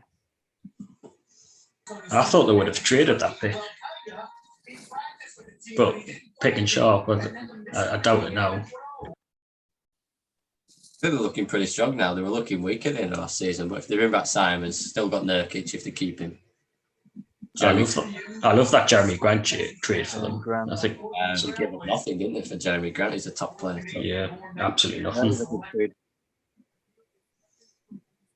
I think if you're looking at Detroit, you've got Kane and Ivy, your backcourt for the future. If you can bring in Ayton, you've got Sadiq Bey. He put 50 on us, didn't he, last year? So I think they're looking really strong too, the Pistons. If they don't sign Ayton or any other free agent, that trade looks really bad, though. Yeah. Do you think they could take a run at more? You've got the cap space. You've got 56 million. He may be the backup if they don't get Ayton. Well, yeah. I think there's a lot of teams who'll take a run at Mo Bamba this year. I think we'll be interested if we want to match the offer. But I think it really depends on how much the other teams are going to want to offer. I think he's probably going to get around about 10. Would you match 10? Yeah. I would match 10. Yeah, I'd match 10. I'd match 10. Wouldn't match much more than that, but I'd match 10. I think he's worth the 10. Does anybody get the feeling somebody like Detroit with money to throw about or offer him 15, 16, 17? If they don't get Ayton, I think that's possible, yeah. So that's the thing, that I could live with it. See if it's that kind of money. Then I'd be like, oh, fine, if that's what you want to give him, but I wouldn't give him that kind of money. I mean, that 15 million is the same as Wendell Carter's earning. And if we look back at that, I mean, that's an absolute steal what we've got Wendell for. He's a 20 million a year player easily, in my opinion. That's their pick on the NBA broadcast. Well, on the Sky version of it that I'm watching anyway. Oh, we've got Paolo in the studio now, talking to Jalen Rose, Stephen A. Smith. I think Paolo might be the media darling. I think he was the most popular player coming in. You've got the pro of getting the media coverage, but then you've got absolute clowns like Stephen A. Smith and Skip Bayless talking about you constantly. So. You're not a fan, Josh? Skip Bayless and Stephen A. Smith. I wonder if we give Mo a short-term deal on more money, just with free agency being a little bit weaker this year. Maybe a short-term deal is more likely to offer him a little bit more and see what he can do over the next year, maybe 2-year deal. Yeah. But I don't know how I feel about it. I think he wants to stay, to be fair. Why wouldn't he want to stay? I think it's perfect, really. Especially now we've got him not shit hungry and he's got the room still. The only problem is the skills all look there, the blocking's there, the 3-point shooting's there. The only thing that bothers me is sometimes it looks as if they want to be there, for want of a better word. He just seems to, is it just because he's a laid back cat or so laid back he's horizontal, or is it just it doesn't seem if it finished tomorrow it wouldn't really matter to him? He just switches off, doesn't he? He switches off. Gives off that kind of vibe. I think there was a report on Mo Bamba not loving the game of basketball that much, something to do with American football instead. Mm-hmm. I'm not sure if that's got anything to do with it, but I think we've just got to understand what his role is. I don't think he's going to be any more than a catch five who can protect the rim. And I think he has to understand that too, because if you give him the ball in the paint, he's absolutely useless. He can't post up anybody. He can't post up a guard. He loses the ball. He can't back him down either. So I think he's limited in his ceiling, personally.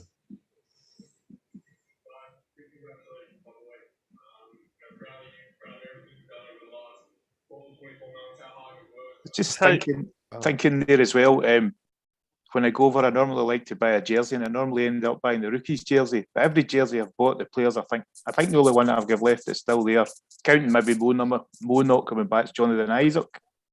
Aaron Gordon's away, Evan Fournier's away, Alfred Payton's away. If I could get Paolo to pay me to not buy his jersey, I'd be on to a fortune. You're the Grim Reaper, Angus. Seems to be. Let's see who would take it 32. So it is one quiz question is topical. There's only 58 picks in the draft this year because 2 teams got their second rounders taken off of them. Can you tell me who they are? Bucks and Heat. Utah. Carl's got it. Bucks and Heat. Bucks and Heat. I've been looking at Tankathon too much. Yeah, tampering with the whole Lowry thing for the Heat, and the Bucks had a trade rescinded, I believe. I can't remember who it involved. Was it Bogdanovich? That's the one. That's the one. Yeah, that's well done, Lee.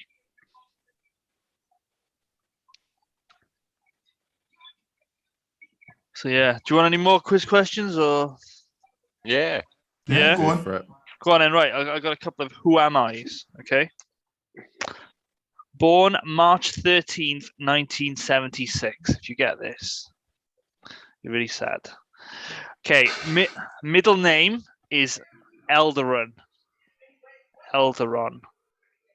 Okay. Third clue: 6'1" guard. Played for the Magic now. At some point. Fourth clue: he went undrafted in 1997. Chucky Atkins. Not Super Chucky. And before anybody throws it out there, it's not Darryl Armstrong either. He played for the Magic between 2000 and 2002. God. No? So he played with T-Mac. He played point guard mostly and a little bit of 2. He wore number 11. Troy Hudson. Spot on. Troy Elderon Hudson. And then I was going to say, yeah, he wore number 11 with the Magic and he played for the Timberwolves after us. Go on, I'll go for one more. Born the 26th of November, 1969. Drafted 17th in 1989 out of Concord, which is a high school. I'm waiting for Neil to jump in there now. Donald Foyle? No, mate. No. 6'10" power forward.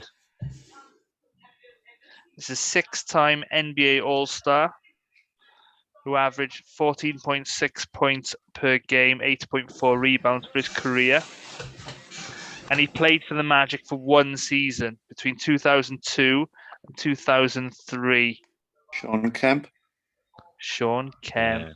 Then Gaza. Right, I think that one's too easy, so I'll skip that one. No, sorry, I'll do an easy one. Born February 9th, 1982.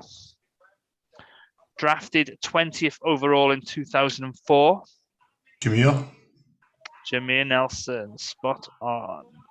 I won't go through the rest of the clues there. Right, next one. Born March 19th, 1979.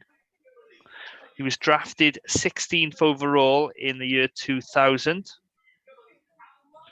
He played small forward. He played for the following teams in no particular order, okay? The Los Angeles Clippers, the Orlando Magic, the Phoenix Suns, the San Antonio Spurs, the Sacramento. He's got it. I didn't even have to say the Kings, the team he was drafted by. My next clue was he loves pizza, funnily enough. Yeah, he'd have took a clue. Well done there, Neil.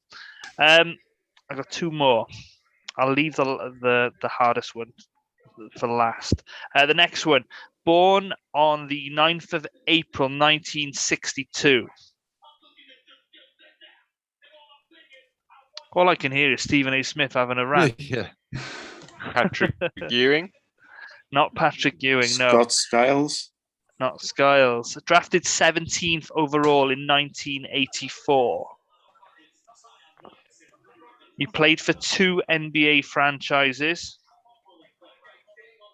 who were the Orlando Magic and the New Jersey Nets. Jeff Turner. JT, yeah. One of the last clues can be friend of the show. There we go. The last one, no, this one's hard. This one's very difficult. Okay, born the 7th of January, 1981.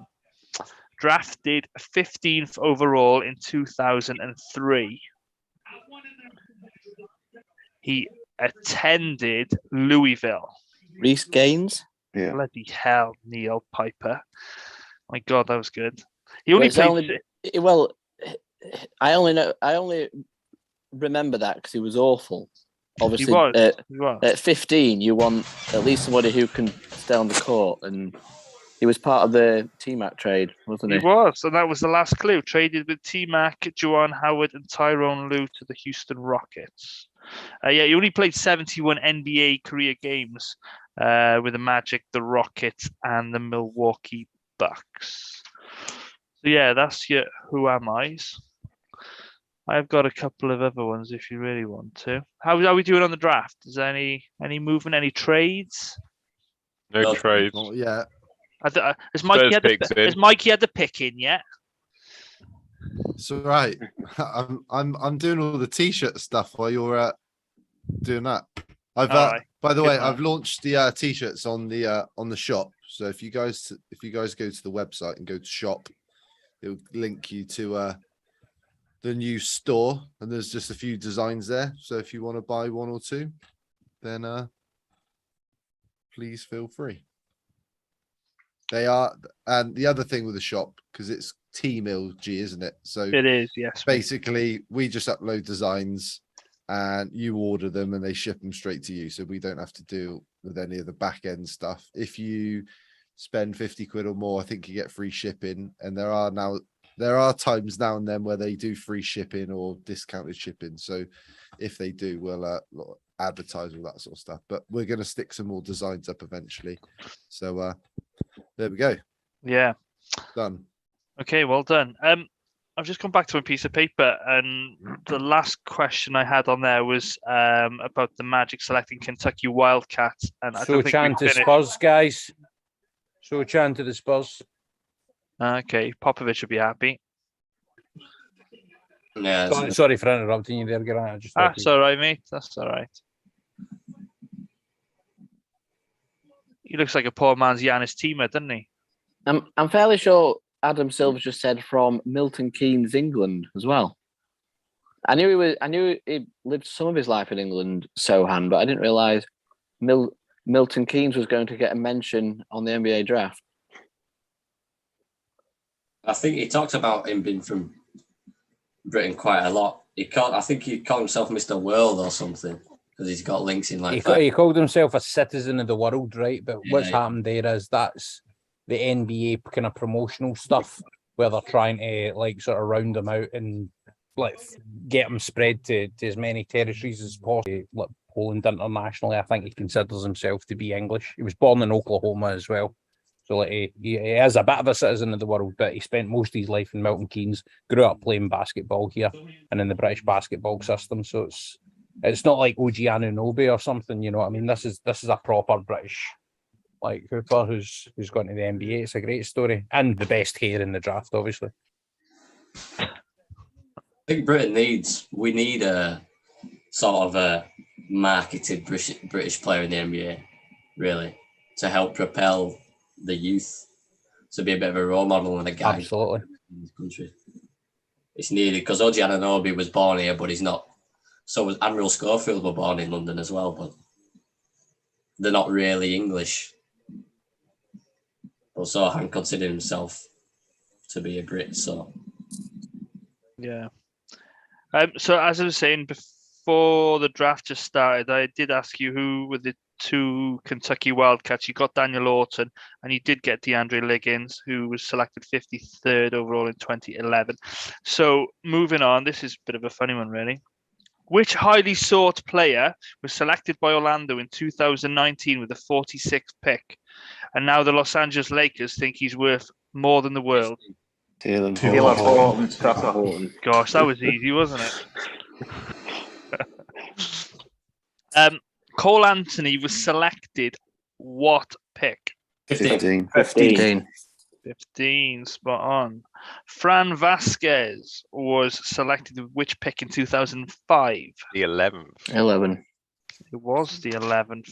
It was the year before JJ, wasn't it? What a stupid pick.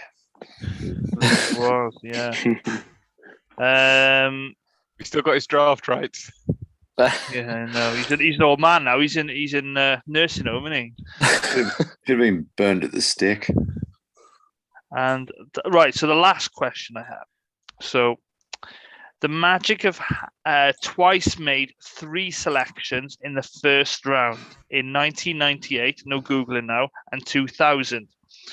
While some of the players were drafted and dealt on the same day, can you name those players? So in 1998, who did we draft? Harpring. Yeah, legend. Doliak. And who was the third? Clark. Keon Clark. So Doliak was picked 12th. Keon Clark was picked 13th and traded to Denver. And Matt Harpring, GOAT, was selected 15th. You can tell he was my rookie. He was my first year. Anyway, 2000 then, we selected 3 players, 5th, 10th, and 13th, thanks to John Gabriel.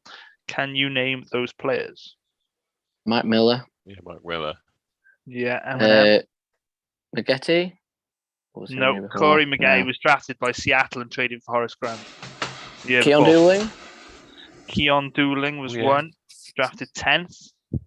He was later traded to the LA Clippers. Did he go with Maggette? Maggette was a year before. Oh, okay. So there's one player now, 13th drafted. Didn't play for the Magic. He was traded to Dallas, if that helps.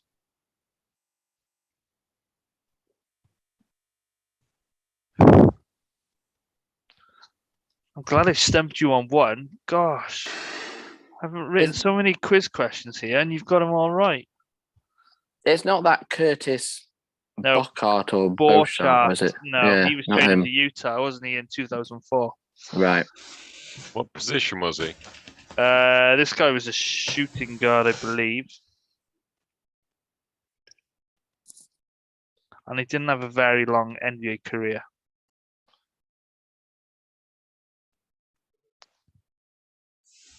Mikey, do the countdown music so we can count them out. Boom. That one. There we go. Yeah. All right. Courtney Alexander was drafted and traded to the Dallas Mavericks. So come on, Neil. I thought you should be getting these. there we go. Yeah. It's you have to brush up on your mastermind late. subject, mate. It's getting late. So yeah, well done everybody. What are we 10 picks in? Should we call it a night? Yeah, I'm shooting off. I've got to be up in the morning. We'll call it a night. Yeah. One last thing, I was just reading quickly. That's why I was quiet. I was just looking at the rumors. Apparently, the Knicks are still trying to get Jaden Ivey off the Pistons, supposedly. They're working on deals to get Ivey, but that's not going to happen. Why would Detroit do that?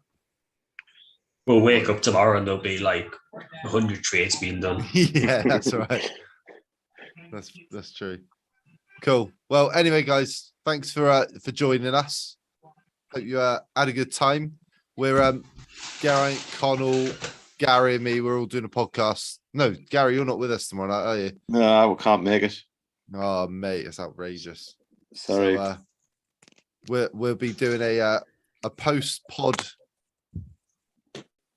Yeah, no, post draft pod. It's too late. It's too early. In the morning. And yeah, so that'll be dropping on Saturday morning. So keep an eye out for that. Thank you for jumping on and joining us. And we can look forward to watching Paolo in Summer League in, what was it, 2 weeks till Summer League? No. So we've got that to look forward to. So yeah, nice one. All right, awesome. boys. Thank you, guys. Cheers, fellas.